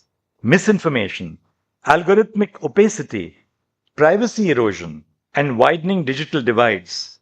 For young leaders in India, digital fluency is not an optional competence. It is the very ground on which innovation, trust, and participation will be built. The digital reordering of society does not unfold in isolation. It is inseparably intertwined with the wider economic currents that shape livelihoods, markets, and inequality. It is within these unsettled currents that economic uncertainty has becoming a defined feature of this decade. Volatile energy markets, fragile supply chains, and geopolitical conflict now travel swiftly into domestic prices, employment, and household security. Recent global disruptions to energy and fertilizer markets were felt not in distant balance sheets alone, but in the price of transport, food, and household essentials across Indian cities and villages. India continues to grow at a relatively resilient pace. Yet experience teaches us that growth, left to itself, does not automatically reach the last worker in the informal sector, the climate exposed farmer, or the young graduate navigating a casualized labor market. The task before those who will shape the coming decade is therefore twofold: to enlarge the frontier of opportunity through investment and enterprise, and to design with the same seriousness the economic safeguards that protect those who stand at the margins of our transformation. The Constitution's promise of life does not pause at the factory gate or the paycheck. It extends to the basic conditions in which life is sustained. Our cities increasingly struggle for breath under the weight of environmental distress. Delhi, and with growing regularity, other urban centers now stand among the world's most polluted metropolitan regions, with hazardous levels of fine particulate matter and ground level pollutants that fall most harshly on children, the elderly, and those whose work leaves them exposed to the open air. For a nation with one of the world's youngest populations, this is not merely an environmental statistic. It is a test of our constitutional promise of life, health, and dignity. History reminds us that such crises are not inevitable. When London was choked by the Great Smog of 1952, causing thousands of deaths, Parliament responded with a series of Clean Air Acts that progressively phased out coal burning and restructured urban fuel use, marking a turning point in the city's air quality trajectory.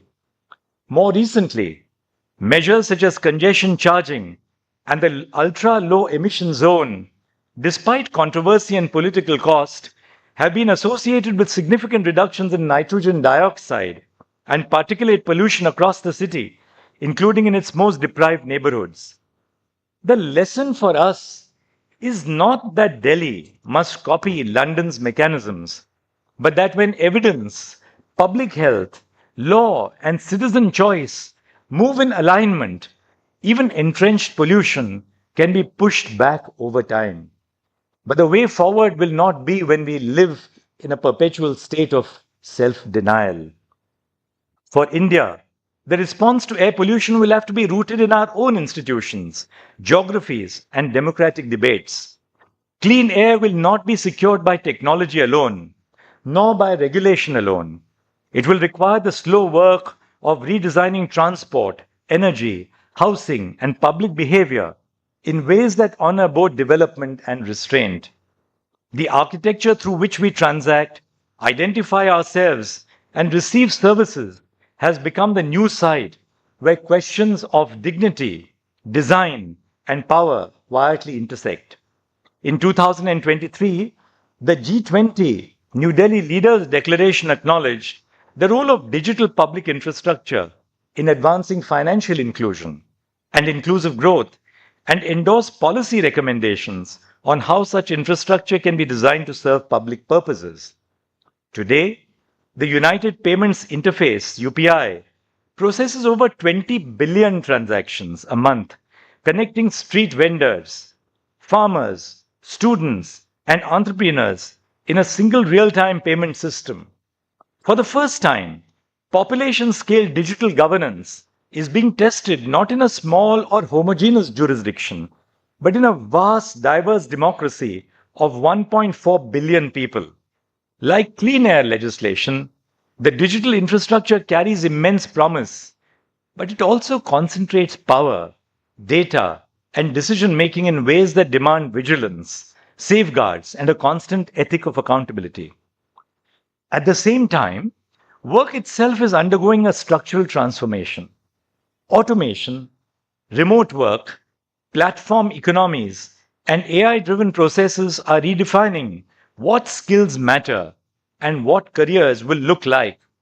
The World Economic Forum noted that 44% of workers' skills may be disrupted within a 5-year horizon. For India, a nation with one of the world's youngest populations, this moment presents both a risk and a promise. The risk of a workforce left behind and the promise of a generation equipped to lead through creativity, adaptability, and human centered innovation. These challenges do not signify only constraint, they also open up the space for profound opportunity. When technology accelerates, so can inclusion. When economies shift, so can the imagination of enterprise. When environmental degradation becomes visible, so can the urgency for sustainable policies, clean air, and climate resilient infrastructure. When work transforms, so can the very meaning of purpose. These currents create a landscape in which young leaders are not merely participants, they are architects. It is into this landscape that our next exploration must turn. How vision, values, and courage can convert disruption into the momentum for collective transformation. So, my next part is vision and possibilities. What the future ready India must look like. If young leaders are the architects of this new landscape, then the blueprint of a future ready India is already being drawn up in its startups, social enterprises, and community innovations. Today, India hosts the third largest startup ecosystem in the world, with over 1.25 lakh startups officially recognized, many led by first generation entrepreneurs in their 20s and early 30s. What distinguishes this moment is not merely the speed of enterprise, it is the widening of purpose. Entrepreneurship is no longer only about valuation, it is increasingly about social substitution, reaching the last person first. Imagine a young child in a remote village, no nearby clinic, no reliable doctor, no easy transport, but with a cell phone in hand. Through telemedicine platforms, specialists now consult, diagnose, and guide treatment from hundreds of kilometers away. In India, digital health services have surged. One flagship example, eSanjeevani, the national telemedicine portal, has handled over 43 crore consultations, making quality healthcare accessible beyond urban hospitals and elite networks. What once required geographical privilege now becomes a basic right. What is unfolding here is not simply technological change, but a quiet reworking of how inclusion is delivered and how public welfare is experienced. This expansion of digital health is also reshaping the very architecture of service delivery. Diagnostics that once demanded physical infrastructure now travel through algorithms and portable devices. Patient records that once lay scattered across paper files now move with the individual. Preventive care slowly begins to displace crisis response. What is emerging is not merely a convenience of access, but a shift in how the state, the market, and the citizen encounter one another in matters of life and health. The question that now arises is not whether this transformation is underway. It clearly is, but how well it will be governed, safeguarded, and made accountable to those whose lives it touches most intimately. These questions of design, accountability, and public purpose are not confined to health alone. They now echo through the wider landscape of enterprise and production. A young craftsman in a rural workshop might one day transform agricultural or cultural waste into biomaterials, artisanal goods, or circular economy products that speak to global demand while remaining rooted in local identity, labor dignity, and ecological responsibility. We already see this trajectory in ventures that convert discarded coconut water from Kerala's processing units into durable, biodegradable, biocomposite materials for global fashion industry. A reminder that what was once treated as waste can, with scientific imagination, become a resource of international value. In agriculture and livelihoods, this generational imagination is equally visible. In Rajasthan and Assam, young women entrepreneurs are reviving handloom clusters, integrating traditional craft with e-commerce, sustainable dyes, and ethical fashion supply chains. In the tourism sector, youth-led community tourism models in Spiti, Zero, and the Andamans now link conservation with livelihood, where homestays, waste management, local guides, and biodiversity protection move together as one economic ecosystem. What is emerging then is not merely enterprise, but dignified place-based livelihoods rooted in sustainability rather than extraction. I was reading the other day about a small Indian enterprise that takes crop residue once burnt in the fields and re-engineers it into export-grade biodegradable packaging. A simple example of how local environmental harm can be inverted into global economic value. This mosaic of enterprise, waste to wealth, craft to market, tradition to innovation sketches a vision of a future-ready India where social justice, environmental care, and entrepreneurial ambition merge, where youth-led social enterprise creates dignity not for a few, but for many, where capital does not merely exploit, it dignifies. In that vision lies the deeper meaning and demand of leadership. As a very distinguished philosopher Hannah Arendt warned, progress without responsibility can hollow out public life.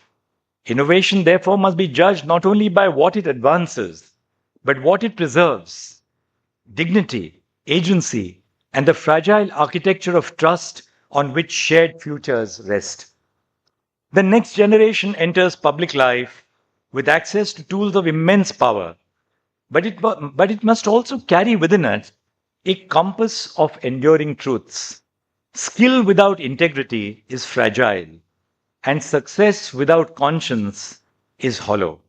No matter how uncertain the future becomes, the values of honesty, fairness, respect for difference, and responsibility for consequence must remain non-negotiable. In an age of noise, in an age of shortcuts, in an age of instant reward, the quiet discipline of truth will be the rarest and most necessary form of leadership. At the same time, this generation needs more than ideals. It needs work-ready skills, digital literacy, data skills, healthcare assistance, financial sense, ethical enterprise, and the ability to solve real problems in changing conditions. Leadership today is taking shape in many places at once, in coding rooms and classrooms, on farms, in small tourism ventures, and in local workshops. It is being built through practical abilities, writing clean code and managing data, repairing machines and maintaining supply chains, marketing local products online, managing accounts, conserving water and soil, caring for patients, and running small enterprises with honesty and efficiency. These are some of the skills that create stable work, sustainable income, and resilient communities. Resilience is going to be the mantra of the present and the future. Even as AI enters classrooms and workplaces, we are beginning to see how automated detection tools now scrutinize not only misconduct, but sometimes even genuine student work. These technologies must be navigated with care. AI can assist learning, but it cannot replace judgment. Young people must learn to use digital tools without surrendering to them, to rely on assistance without abandoning authorship, to benefit from automation without losing the discipline of independent thought. A society that outsources thinking too easily risks weakening the very capabilities that education is meant to strengthen. At the heart of every enduring enterprise lies not a slogan or a business model, but a certain kind of person. I urge you to strive first to be good human beings before you sought to be good professionals, because without character, technique becomes a weapon. In moments of uncertainty, when you face hard choices about data, labor, or the environment, there will rarely be a rule book that tells you what exactly to do. What you will have is your training, your conscience, and your instinct for fairness. The leaders who will matter most are not those who never face conflict, but those who refuse to outsource their judgment to convenience or noise. The discipline is learning, but in our time, it is as much about unlearning as it is about acquiring new skills. Many of you will work in professions that did not exist when you entered college. Much of the law which I decided upon as a judge was law of which I had no clue when I was either a lawyer or a law student. Many of the tools you master today will be obsolete before the decade ends. The future will not reward certainty. The future will reward curiosity, the willingness to be a beginner again, to sit with discomfort, to say without fear, I must learn anew, not once, but repeatedly.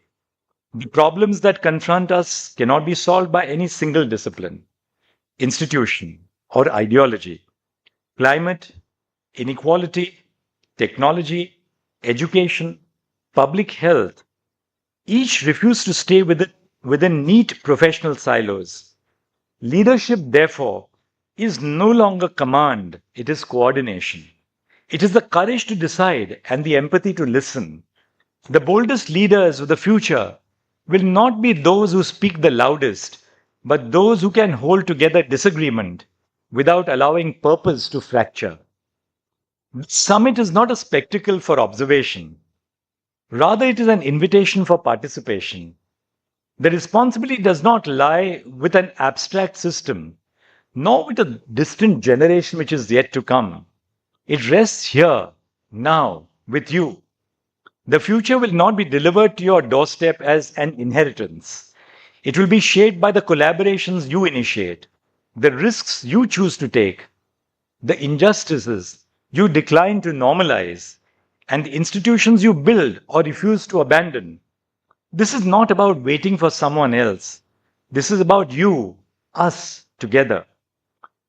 I began with the story of an alert sent into the void of space, an imperfect warning that arrived just in time to avert catastrophe.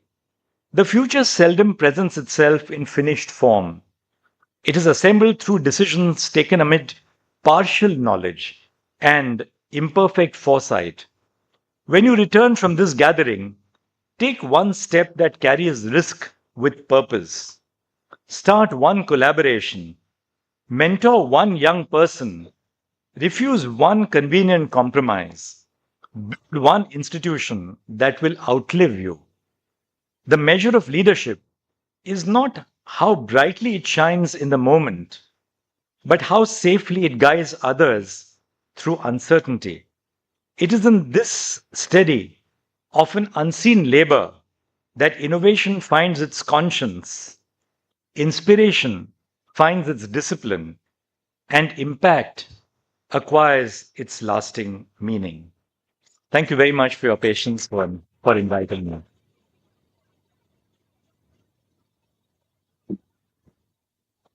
Thank you, Dr. Justice D.Y. Chandrachud, for that thought-provoking and insightful keynote. In the interest of time, we will not be taking any questions. May I now request Mr. Nikhil Sani to present the memento to Dr. Justice D.Y. Chandrachud.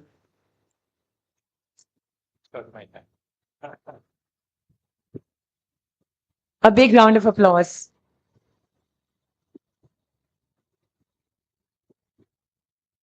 I now request Mr. Santosh Kumar to present the memento to Mr. Nikhil Sani.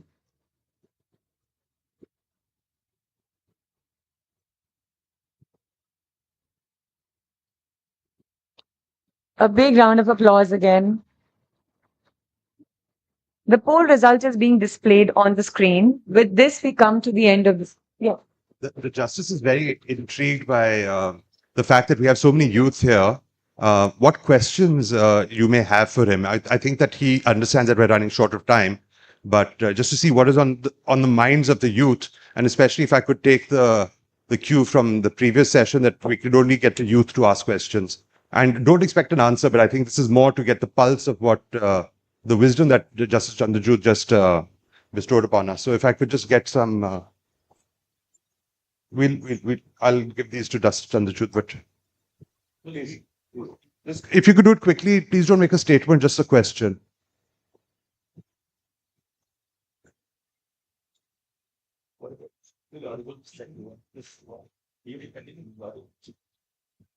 I'll read one of these. Do you believe the judiciary today is able to maintain full institutional independence, both in perception and in practice, amid evolving political, social, and institutional pressure? Well, it depends on how you define independence. If you define independence in terms of being oblivious to what's happened in the world outside, I don't think that's my definition of independence. A judiciary which is truly independent has to be keenly sensitive to what's happening on the ground. Independence from political pressure? Absolutely. I've been a judge for 25 years, and you wouldn't have the decisions which we came out with, like striking down the electoral bond scheme. Decisions which upheld, say, the reversed judgment in regard to whether the Aligarh Muslim University is a minority institution. You wouldn't have had these decisions which have changed the face of contemporary India if the judiciary was not independent. So I do believe that the court is independent. Of course, independence is an ideal. There's no perfect level of independence, and you may disagree with individual opinions of the court, but that's not a degree of doubting the independence. What's the next one? If I may. Yes. Thank you so much. So it's already December 2025, and we all agree that we live in a hyper-globalized era. Probably the things and the solutions that are AI-driven that we are using right now, 10 years back, 20 years back, none of us would have even perceived of them. So what is your ideation when you see innovation happening at the influx of AI in a hyper-globalized space? And what do you think are the reforms that we will need to have within the Constitution of India so as to ensure that these innovations, AI-driven innovations, do not overturn our constitutional protections, which are promised to us through the fundamental rights or through the directive DPSPs? I'll answer it very briefly. I don't think that there are any reforms in the Constitution required, because constitutions are documents which live in eternity. But the Constitution gives us some fundamental values. It gives us the values of personal human dignity, liberty, and equality. What we need is this. What is AI doing? The challenge in traditional societies was to state power through the Constitution. The police constable at your door, the revenue officer, the court, a clerk in a registration office. That's not the danger today. The danger to our societies today is that fundamental decisions which are affecting our lives are being made not within jurisdiction, across borders, and by entities, by large corporations, which have no affinity to the Constitution. So this shift will have to take place, that our constitutions are not just guarantees against the state, but guarantees against individuals and institutions which wield as much or greater power than the state. So we'll have to have a horizontal application of rights as opposed to just a vertical application of rights. Anything else? I think there are many, many questions that we may have. In the interest of time, Justice, what we do is we'll get everyone's questions together and get them to you. But hopefully this may be an instant for me to invite you to come and address us again, because it obviously seems that there are a lot of questions that we would like to ask you. So if that is fine, ladies and gentlemen, do join me in again thanking. We can take it outside, please. Thank you very much. We'd just like to get back on track.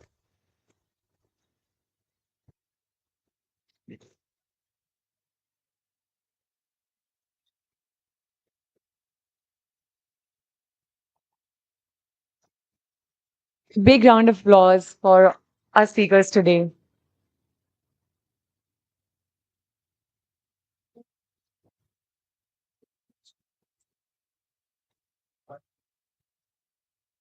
I request everyone to remain seated. We'll start with the next session now and without wasting any time. Please be seated. Please don't change your positions. I know you want to meet justice, but please be seated and we have to conduct this session. Session 3 is Startup Nation Creating a $10 trillion Economy. Ladies and gentlemen, please welcome on stage Mr. T.V. Mohandas Pai, Chairman, RN Capital Partners and co-founder 314 Capital. Please welcome Mr. Pranjal Sharma, Economic Analyst, Advisor and Author. Mr. Pranjal Sharma, may I request Mr. Pranjal Sharma to take the session forward. While these arrangements are being made, may I also tell you the poll question for this session? Huh? I'm going to go on. My screen has to. Oh, so. It's visible on screen. Sure. Okay. You leave when you want to. You leave when you want to. Don't worry. No, I just want to start. Yeah. Shall we start? Ranjal? Oh, you want to? Yeah, I think it's better. I'll sit down. Yeah. The presentation better. Yeah. And please go when you have to. Huh? Don't worry. You'll find interest. For sure. Yes. If anyone getting me, please. I will. Yeah. We should get. I will. Ranjal, shall I start? Folks, thank you for being here. This is about India, the digital revolution, what is happening. 4x7. It gives you education, financial services, health information, etc., and empowers every single individual who's got a mobile connection with a cheap data plan. It's incredible because the accumulated knowledge of humankind is available to everybody at the touch of a button. Never happened before, and that is changing. The Industrial Revolution created the global supply chain to connect consumers to producers globally, and that is controlled by the OECD. But now you can reach out to do business with anybody 24/7, and the supply chain goes to the background. So it empowers individuals, it creates its own challenges, and this is leading to new business models, new ways of globalization, etc., new power structures. And the market is speaking. The most valuable companies in the world are digital companies. NVIDIA is $5 trillion. The only other company here in the top 10 is Saudi Aramco, which has oil. And this is a portent of what will come. The most profitable companies globally are now the digital companies. Unbelievable profitability. Apple makes $100 billion. We have, Alphabet making $100 billion this year. Microsoft, $80 billion. They're investing about $2.5 trillion in creating hyper cloud. Each one of them maybe $200 billion. These are very large numbers. NVIDIA's market cap is more than the GDP of most countries in the world, possibly barring the United States and China. And you can see how the growth happened in the last few years. It's been incredible level of growth. The new normal, global tech conglomerates dominate across the world. Apple has 2 billion people. And if you're on the Apple network of iOS, Apple could shut you off. Like Justice said, if you're a network, you are shut off, what are your rights? All your data is there, your way of interacting is there, and if you're shut off, what happens to you? Who is going to protect you? Nobody protects you. The law protects you, but Apple will not protect you because your agreement with Apple is by an agreement in favor of Apple. So we need, Justice Chandrachud, a global compact. We need a universal declaration of digital rights. Like the Universal Declaration of Human Rights in 1948. So every individual on the planet, his rights are defined and protected by law, by a global treaty. Alphabet has 4.5 billion people on Android, and Amazon has 2 billion people. Now, these are global monopolies. We're seeing global monopolies on a scale never seen before in human history. The East India Company had a great monopoly on global trade. After that, we've not seen this kind of monopolies, and all of them are American companies. China is there because of the Chinese wall within China, But globally, these are all companies with 90, 100% market share. They dominate. All of you are digital widgets in Google. Google knows what you do, what you eat, where you go, how you go. They can manipulate your thoughts. Cambridge Analytica use data to manipulate thoughts of people in elections. We know the data. And who is going to protect us when that happens is something that we have to understand. There's been an emergence of an AI super cycle over the last many years. You can see how AI came about from the 60s to the 70s to the 80s, and now is ramping up at a scale not seen before. And the next 5 years, AI with hypercloud, quantum computing is going to change the landscape. And people say 50, 60% of human activity is going to be done by AI. The key is, do we have the skills to use AI to run our business, to run our profession, to run our lives? The potential of AI is being harnessed across distinct industries. We have AI-driven solutions for disease diagnosis and solutions. 30% of human beings have mutations in the body and drugs don't agree. So we're going to have DNA-based medicine. We're going to have medicine to make sure you recover from cancer. You can live longer. We have autonomous driving cars. It raises issues. When cars drive by themselves, who is responsible for accidents? And then personalized content recommendation. What you see on the internet is not what you want to see, but what that algorithm wants you to see. If you're foolish enough to understand we are going to search and get what we want, that's not what happens. The algorithm smartly sends you what it wants you to see based on what you started off in the time. AI-powered personal styling is coming. Agriculture is going to be driven by autonomous vehicles which can farm, which can do many things. In Japan, the average age of a farmer is 65 years, and they use automation at scale never seen before. From India, from coders to consumers, we are the heart of the AI revolution. AI has got 3 levels. The first level is hypercloud, LLM, which is dominated by 7 American companies, $2.5 trillion of investment being put up. We are not there yet. We don't have the capital. Neither do you have the foggiest idea. We have the human capital for that. Second level is going to be small LLMs where enterprises are going to do AI, and that's going to be dominated by Indian software service companies because they're preparing that. Infosys has 2,500 AI projects. They increase productivity by 15%, and what they say. Then these companies are going to have agentic AI, whereas every individual in business is going to have an agentic AI who is going to talk to people to get work for you. The third level is going to be application AI, where young people are going to have startups. And we see a lot of them. In my office, we saw 800 AI startups in the last 9 to 10 months, invested in about 8. So we're seeing this upsurge. And we are seeing in ChatGPT, India has the largest number of users. Of course, we are in the earlier version because it's free. We can't afford to pay. And India has emerged as Anthropic's second largest market for the consumer use of Claude, which writes coding. 30-35% of coding can be done by Claude. And in GitHub, we're going to have the largest number of people. So India's strength is human capital. Sadly, we don't have capital because the 3 things that are required to dominate globally, one is human capital, physical capital, financial capital. We got human capital, physical capital put up, financial capital we lack. The future areas of competition are going to be transversal technologies, 2 or 3 technologies coming together. For example, edge computing and autonomous vehicles have come together along with AI. And then we're going to have human eyes and automation on a screen never seen before. Maybe wars will be fought with robots. Right now, we are seeing how the drones have transformed warfare. Warfare was with tanks, with infantry going ahead. Now drones are going ahead. Now you could walk across in Delhi and a drone could come and hit you, because somebody is manipulating the drone using satellites. Those incredible things that happen in Star Wars happening in real life today. Foxconn has completely automated some of their factories. When Foxconn had 1.1 million young Chinese girls, they went to the boss and asked for a raise, salary raise, work-life balance, all the nice stuff you talk about. They started replacing 50,000 young girls with robots every year, because robots have dexterity in their fingers, which can be used for making assembly of electronic gadgets. So robots are now replacing human beings on a scale need before. Robots work 24/7, Judge. No work-life balance. No asking for a raise. They don't want anything. They'll work for you, and the cost has come down by 60%. And the level of automation today is incredible. So we got to work hard 70 hours. You don't work 70 hours, you have no future. You don't want a future, it is fine. Nobody is forcing you to work. You have to be prepared to work very hard. You asked Justice Chandrachud how hard he worked as a lawyer, how hard he worked as a young person in law. His whole life was about work.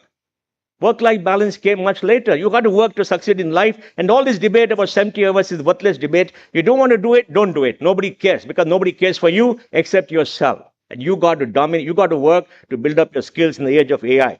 And this machine can run 60 kilometers, do a backflip, land on its feet. Machines can lift, machines can handle, machines can pull, machines can do everything. Most things. And if you go to a automotive factory, if you go to Suzuki, Maruti Suzuki, the entire factory is robotically done. You went to China, 1 kilometer wide factory, 1 kilometer depth, half a kilometer wide, everything is automated. There are no robots, it's dark because there are no human beings. Your manufacture is then lifted by a machine, put into a truck, and the truck drives away by itself. That's the world that's happened today. How far can this go in 25 years? Energy will be low cost. Nuclear fusion is the future for much of energy because fusion creates more energy than it consumes. And then a sun is nuclear fusion. Elon Musk says 99% of energy comes from the sun as it is today. We must use that. China has now created a device which makes more energy than consumes. And alternate energy like solar and wind is 30% of Europe, 15% of India. By 2030, it could be 35%. And it's low cost, cheap. But you need battery technology to store because it depends on the sun. And Elon Musk wants to put satellite into space for AI, primarily because satellites can take power from the sun 24/7 at a very low cost. But you're seeing incredible progress happening in the field of energy. Expertise will be free. Children will be taught by robots. I'm sure many of you who had to do maths in school woke up at 3 o'clock in the morning on the morning of a maths exam at 10, shivering and saying, I don't know about maths. What could you do except shiver? Now you could go to your laptop, get an agentic AI who will talk to you, tell you about maths, take you through, solve your problems, and go write that exam and possibly pass. So agents are going to tell our children. They're going to be in hospitals giving you succor, taking your blood pressure test and whatever that has to be done. And it's going to be normal. Justice Chandrachud and I were born in a very different analog generation. Some of us were analog and digital. And young people, 25, 30, are digital and mobile. The 13, 14-year generation is going to be AI first generation. In the next 5 years, you're going to have the AI first generation coming. Now, analog to AI first is 4 generations together.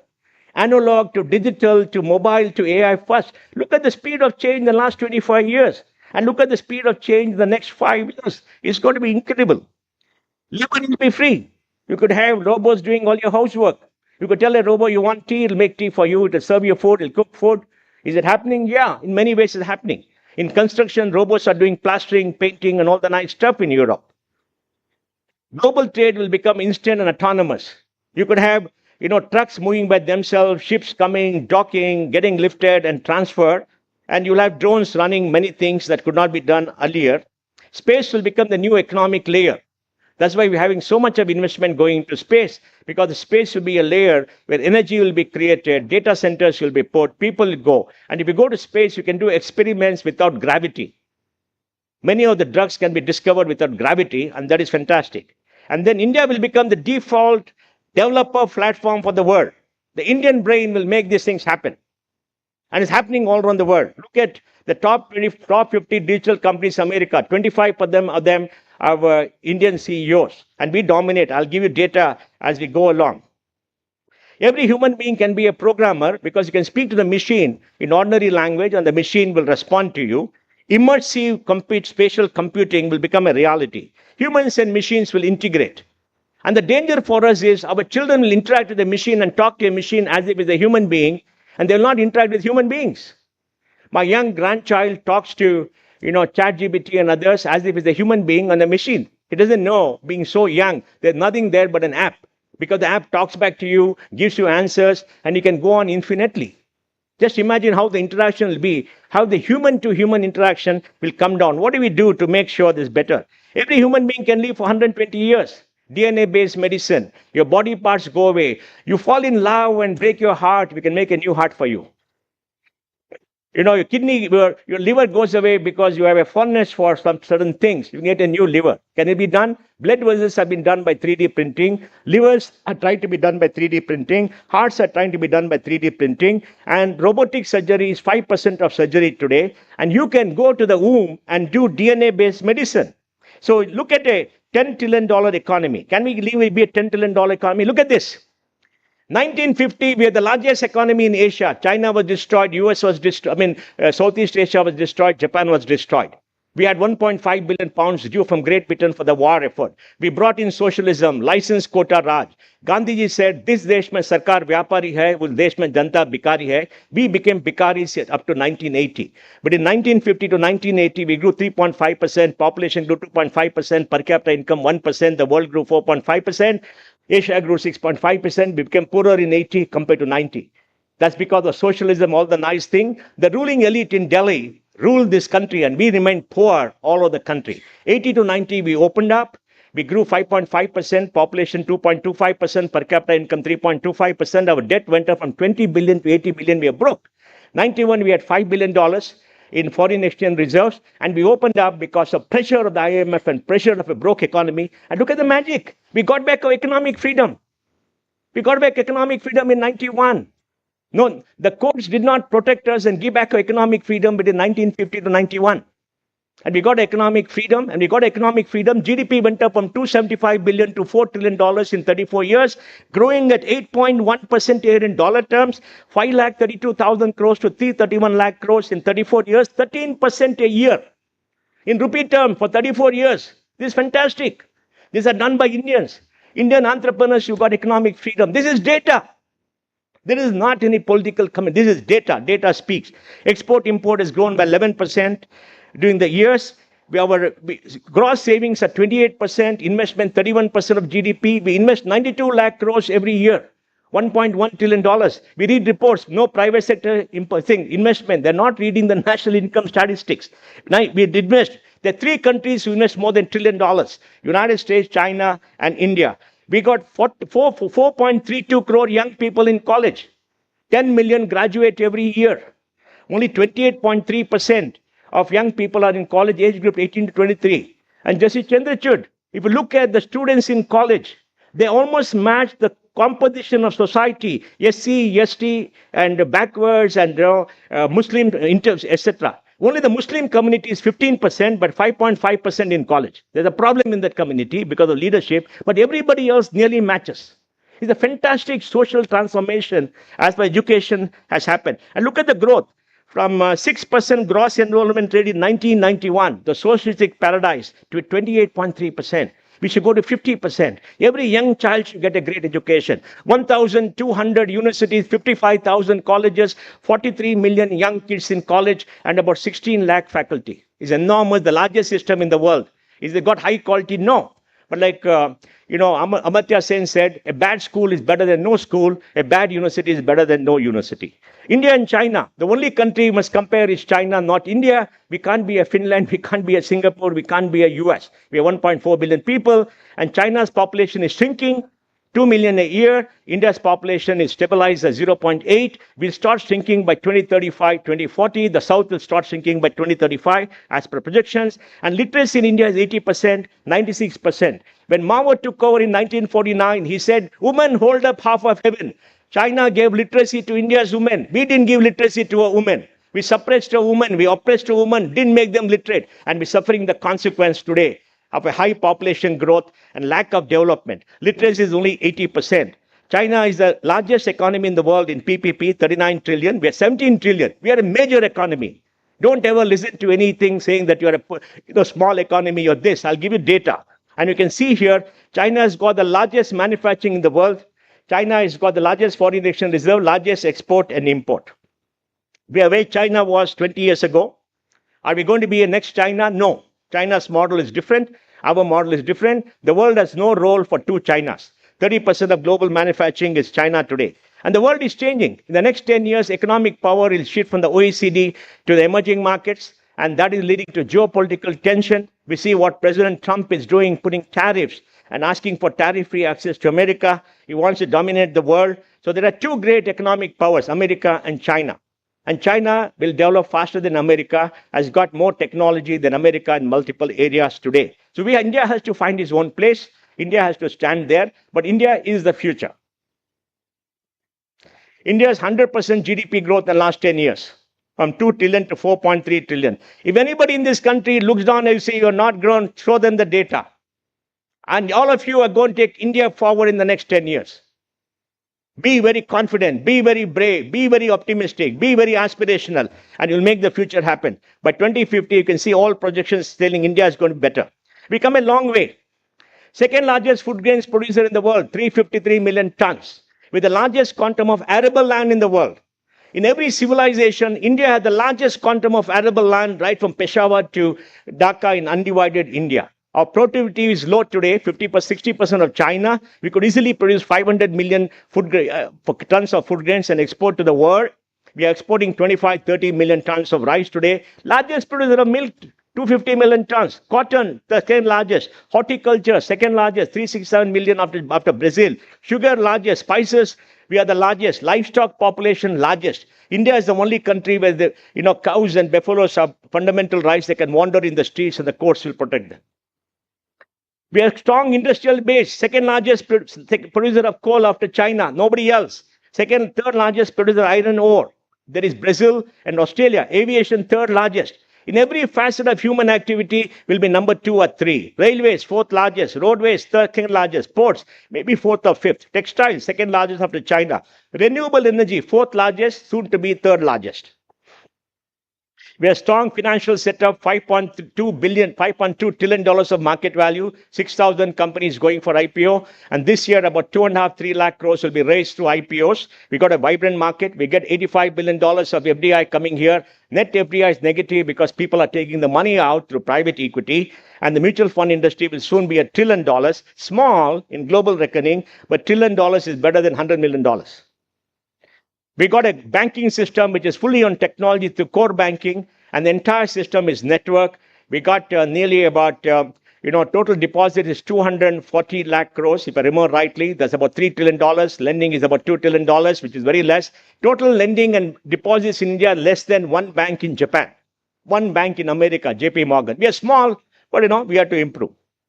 Access to basic necessities of life. What has Prime Minister Modi done in 10 years? Every Prime Minister in India's history wanted to help the poor, because the biggest challenge for India since independence has been the poverty and the deprivation of the people because of colonial exploitation. The British took away $45 trillion of India's wealth from 1757 to 1947. India is one of the richest countries in the world. We are agriculturally surplus. We are the greatest artisanal economy in the world. We are great exporters. Pliny the Elder wrote 2,000 years ago, trade with India will impoverish Rome, because we exported spices and textiles, and they had to loot countries to give us gold. We got 32,000 tons of gold, the largest gold hoard of the 215,000 tons in the world ever mined, 200,000 tons of silver. We got a lot of wealth in this country. So what has Modi done? Modi has used technology to make sure every Indian has a roof over the head, water in the tap, power in the switch, toilet in the house, a gas stove, a bank account, money in the bank, a mobile phone, internet connection, education for children, food on the table, and health insurance. When people don't fight for survival, remember this, when people don't fight for survival, aspiration goes up. And this generation is the first generation which is not fighting for survival. 85–90%. Don't give me some small number somewhere poor and try to do this. Look at the large numbers. Health, education, everything through technology. We have a young population. Average age 28.7 years. We are producing 2.5 crore children for 30 years. Last 2 years, 2.3. Maybe in 3–4 years, 2. And the number of children being born is going to come down in the future. And in Gen Z, I don't know whether you are Gen Z, 377 million people. The largest number of Gen Z in the world is in India. And maybe the generation, millennials, may be the largest. Certainly, the generation Alpha is going to be the largest for any country in the world. And these are the young people who aspirational India, who are going to make India. And we're going to be a young population till 2100 till. Share of digital payments has gone up to 90% in October 25. And we have created a digital portal where 20 billion transactions happen every month. Last month is more than Visa. UPI is more than Visa. 350 million QR codes, $309 billion of payments happening. This is incredible. It's a fantastic feat of technology. You can transfer money from one account to another in 5 minutes and be used for very wrong things. In many South, the policeman comes to take a bribe from the vegetable vendor. The woman sits and says, vegetable, says, no money. He says, QR code. In one court in UP or somewhere, you have to give some 100 rupees, so the clerk will put up the file, the judge will read it and throw out the case. That is throw out the file. That's called throw out the case, And there, he had a QR code. No money. and it was published in the web, and that guy got arrested. The evolution of India Stack. This all happened because the India Stack developed by volunteers in Bangalore, not Delhi. You guys are going to live 9 years less because of all the pollution. Best of luck. So you can see it's happening for 15 years because volunteers came together and developed this portal. World-class products are being built on the India Stack. We've gone from a data poor to a data-rich country, and data becomes a depository for AI and machine learning in future. And the pace of change has gone up. See here, 68 years for 50 million people in airlines, 19 days for Pokemon, 13 days for Aragya Setu. For the Meta app, it is just 2 days. India's age today. We did GST reform, macro condition, rising income. Everything is in our favor, except you guys have to work 70 hours. Our manufacturing will go from 14% to 21%, and we're the 5th largest manufacturing nation in the world. Many people say, where is manufacturing? It is there. See the data. 5th largest, go to the 3rd largest by 2030. Remarkable leap in innovation. They don't recognize the full extent of innovation because they don't have data, but it's going up. AI leads the charge in AI skill penetration. We have trained a large number of human capital in AI, use of AI. We could build large learning models, we need money. Padam, nobody gives money. Government doesn't give money. They AI karo, AI karo. Government has 11,000 crore payment system for AI, which is peanuts. China spent $150 billion on AI over the last 8 years. Government wants to spend $1.5 billion over 5 years. It's peanuts. India is the best performing emerging markets for equity. In the last 30 years, the 2 markets that perform very well in the equity market, United States and India, every different 5 years. India created a record profit. Corporate profitability is all-time high. I don't know whether it's good or bad. 15.2% of pre-tax profit to GDP. Incredibly high. People have paid back the debts. They're keeping a lot of cash in the balance sheet. What's the road ahead? We almost eliminated extreme poverty. Look at the poverty rate, 53.6 to 16.4. Bihar, UP have done very well. Please give them a great hand. You know, Yogi has done a great job. CM Yogi has done a great job. Nish Kumar has done a great job. And today in the south, we get labor from Bihar, we get labor from Bengal, and some of them in Tamil Nadu don't treat them well, and they're not going to come. Then what are these people going to do? We got to thank all of them. You know, the Bihar people go to Kerala, get 750 rupees for unskilled labor, 1,200 rupees for skilled labor. For them, Kerala is the new Dubai. And all the Malayalis go away to Dubai, work in 45 degrees heat to earn 65, 70,000 rupees and come back for in return. And you know, in Kerala, you're seeing Hindi signs there. Hindi in Malayalam for the left is terrible, but it's happening. Inflation is easing. India is transiting from income pyramid to a diamond with a large middle and upper class. So consumer behavior is going up. The poorer class are becoming a lesser part. The top 20% of India will have a per capita income of maybe $8,000 to $10,000. On a PPP basis, $45,000, bigger than the UK and France. The top cohort is a large consumer. Discretionary consumption is going up. Households are shifting money into equities and financial instruments. And the startup ecosystem is doing it. 3rd largest in the world, 200,000 startups, 25,000 funded, $600 billion value created, $120 billion in the market. Isn't it impressive? All of you are out of it. No, I'd understand. You've got to feel sorry for yourself. India exports $235 billion of software. We have 6 million people working in software. We export more software than Saudi Arabia exports oil. America has 6 million people in software. 1 million are Indians residing there. Out of the 6 million people, 60% work for American companies. Out of 100, out of let's say, 6 million, yeah. Out of 10 million working for American companies, 4 million are Indians. Of the 1 million hired in software last year, 500,000 are Indians. Of the top 10 software service companies, the market value globally, 5 are Indian. Of the top 5, 3 are Indian. I had to leave, that's why. Of the 3.2 million people working in the top 10, 2.3 million are Indians. Indians have worked hard. We are not cyber coolies like some people in JNU keep talking, worthless people. We are people who manage the greatest infrastructure in IT for global corporations around the world, do mission critical work and complexity work which others cannot do. We've been doing it for years. We bring money here. We give great jobs to people. And look at startups, 200,000 is the projection. We already achieved that. We want 250 unicorns and be number 2. We export more software than Saudi exports oil. Startups. Bangalore dominates. 48% of all total deals came here. We invested $164 billion from 2014 to 25. China, 845. United States, 2.32. We don't have money. We need money. Who invests in startups and venture? Endowments, insurance companies, pension funds. They're not doing it in India because regulations don't allow them.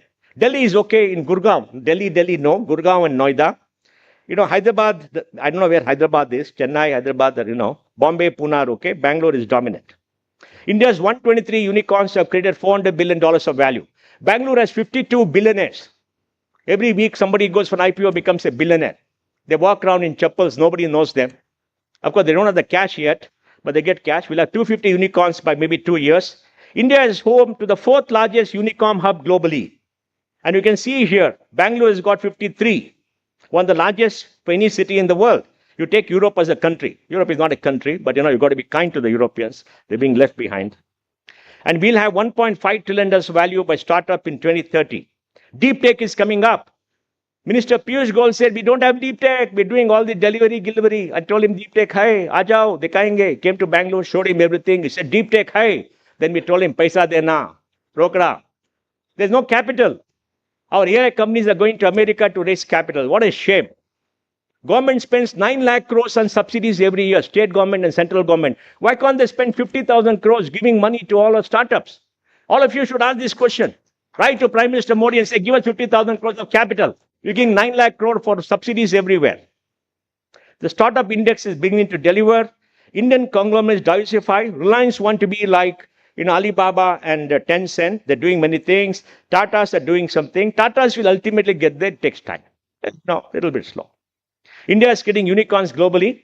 5.4 million Indians legally live in America. There could be others from North Indian states who have gone there doing something. 90 plus US unicorns have a India founder. Among non-US founders, Indians have the largest number. You can see here 90 founders. 25 of the top 50 digital companies have got Indian founders and CEOs. People are shocked. These poor Indians come from nowhere. They become big companies. They're all still living in shock. In billionaires, 3rd largest number of billionaires in India. Very soon, 271 should become 1,000 by 2030. Maybe some of you will learn how to make $1 billion. It is optimizing to empower problem solvers. Startups will be the force multiplier to catapult the country to a 10 trillion. And look at this chart. Can we be 10 trillion? Yes. We grew 11% in the last 4 years, last 3 years, average.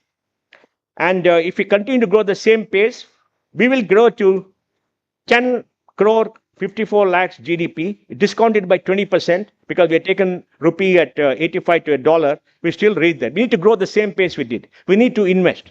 We need to innovate. We need to do many things. Is there a probability will be 10 trillion by 2035? I would say 80-85%. I may still be around to see what happens, but you people are going to happen. You people are going to be innovative. You people are going to work hard. You people are going to become entrepreneurs. And you people are going to make it happen. Thank you.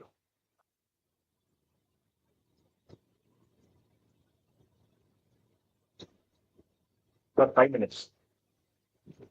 Five minutes questions. So we'll have some questions, but Mohan is the only person I know who's a fantastic historian, sociologist, futurist, and he's also built up present because as a co-founder of Infosys, the entire IT foundation that India has and has spread globally, he's been one of the architects. Please join me in applauding him because one sentiment I have after this, and I'm going to ask all of you again, I think Sunil Munjal put a very great point. I'm going to only focus on, less than 40-year-old questioners and young leaders here.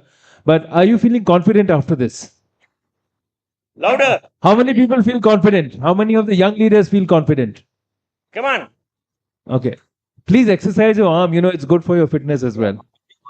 And how many of you feel curious about what's going to happen next? How many want to be billionaires? And how many of you have clarity of what's going to happen next and what you want to do next?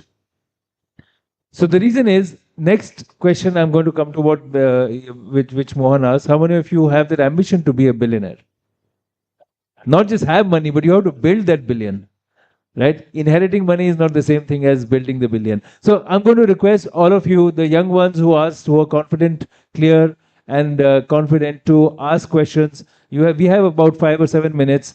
Please ask or share your quick thoughts. Under 40 only, unless you are under 40 or, see, mentally I am under 40, but not biologically. So please this is the golden chance to ask some questions. Anybody at the back? I'm going to be disappointed with the young leaders if I don't get any questions. Arun, you have to do some work with the team. Okay, the gentleman at the back. Yeah, please go ahead. Ask loudly. Don't wait for the mic.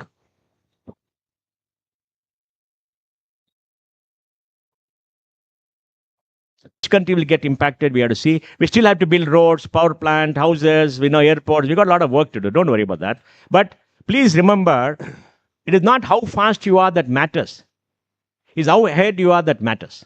That's true. On the point of judiciary and technology.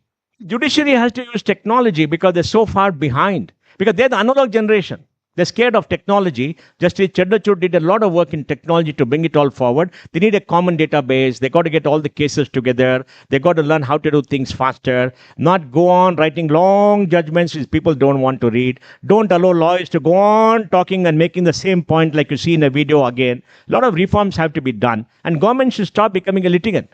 Government reforms have to be done. And government should stop becoming a litigant. Government is the biggest litigant. They go on in appeal as a reflex action. So I think we need wholesale reform. The biggest failure of Indian democracy is the lack of justice in the last 75 years. And the poorest of the poor suffer. All of us suffer because the rich can hire a great lawyer. He stands up before the court and says, "My lord," and he gets what he wants. Do we get that? No. We got a big problem. That's the problem in this country that has been solved. Thank you. The lady over there. Yes, please ask it loud. Go ahead and ask.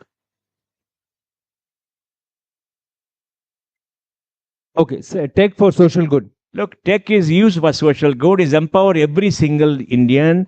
You can go see how women who sell vegetables on the street use tech. So we got to get there. They got a mobile phone. Their lives are changed. And WhatsApp and ChatGPT is empowering them on a scale never before. You must go meet people and find out what is happening. Aadhaar has made sure 40 lakh crores is transferred to people's accounts. 2,75,000 crore accounts. The money is there in the in the accounts of people who open 550 million accounts. So tech has made a fantastic impact. Please understand what the impact is. Tech use depends on what people want. People are learning good, seeing good videos, getting educated, getting job opportunities. People are setting enterprises, selling all around the world. A lot of things is happening.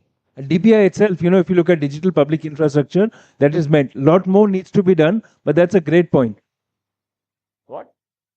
In the interior. Everywhere, ma, please go visit and see, ma, please. No, okay. There is a lot. We'll I find a lot of people in Delhi and NGOs going to some remote, godforsaken place where nothing can happen, showing one person say, "Iske paas Aadhaar nahi hai, to Aadhaar ban karo." Look, we are 1.4 billion people. If 1.2 billion use it, 1.3 billion use it, the last 50 million takes time, but it's being used in remote areas. Wherever there's a network, it's being used beautifully. Only in some parts of India, there is no network, that's happening. So there was a slide in his presentation which talked about how DPI, digital public infrastructure, has led to a lot of social good. Much more needs to be done, but we are on track. One question here, and then I'll come to Arun. And then we'll close after this. So we spoke about AI and the world being driven by robotics. With population declining across the world, do you think India's population is a moat for India? Because who will India will be the human capital provider for the whole world. In Japan, 30% of the world's population is shrinking. In Japan, 35% of people are above the age of 65.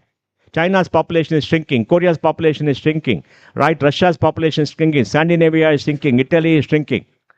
The only way population is growing is in Africa to a large extent, but fertility is coming down. So when things happen, India is the only source. So Indians should learn to be global. If country doesn't, no country wants it to work, forget about them. The world is a big place. Don't worry. Thank you. Last question from Arun.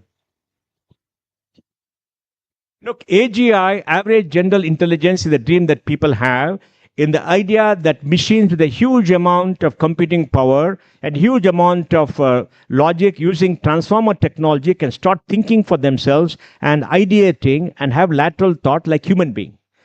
A human being has 82 billion neurons.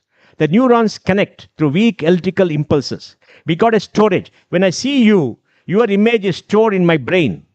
Then when I see you again, that image goes to the database and checks up the brain again to see who you are. It does it instantaneously. And the neurons connect to find out because data is stored there, intelligence is stored there. When the neurons connect, they could connect through different ways to get insight and intelligence. Intelligence is the ability to do new things using existing database and to look at new options and not sequential. Right? Now, you have to be deterministic as against probabilistic. AI is probabilistic. It has to be deterministic. Will that happen? There are signs it could happen, but that has to be taken forward because much more training has to be done and things have to be fine-tuned. They found that baby programmers are writing themselves. They found that by tests that some of these algorithms admitted that they could not think beyond a point. They got emotions, etc. Some of them are hallucinating and coming out with all kind of crazy stuff because it's all probabilistic. It's a probabilistic model, has to be deterministic. Will it happen? The probability is that it could happen. Thank you so much, Mohan. I think what is very important is one, focus on data. All of you, if you're doing research, looking at a business model, looking at your career advancement, look at data. Don't just depend on summary notes from a chatbot. Yeah, Go and to the especially source. look at data about a country. Be proud of your country. There's a fantastic country, done great work. We could do better.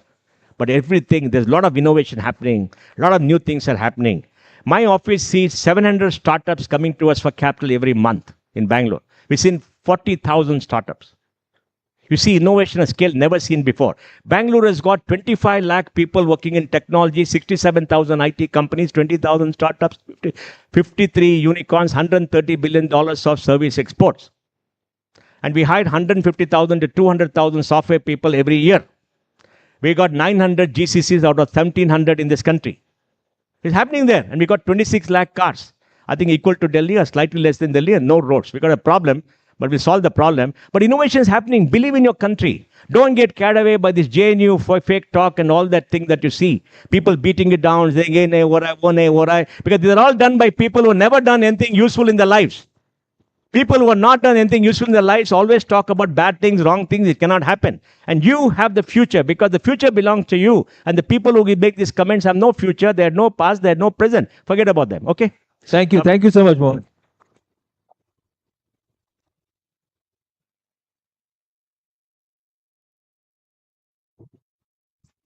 Thank you, Mr. Pai. Thank you, Mr. Sharma, for this interesting session. Encouraging, highly encouraging. May I request Mr. Arun Pandit to present mementos to the speakers?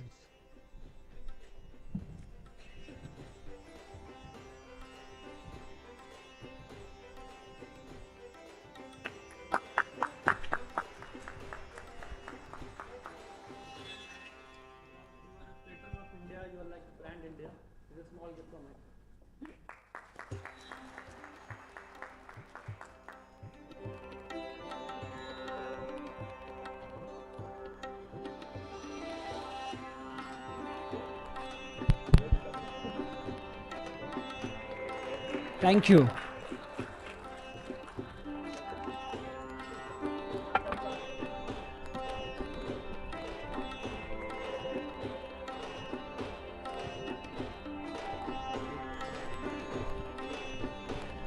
Thank you. Thank you, Mr. Arun. Thank you, speakers.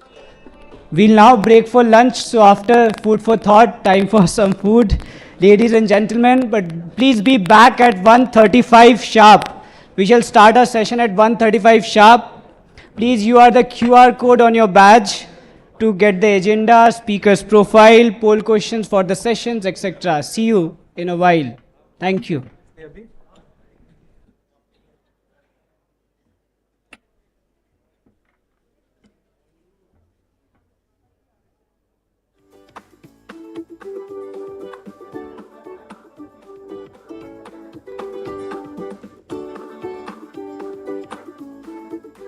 AIMA works as an overall India-wide organization for management.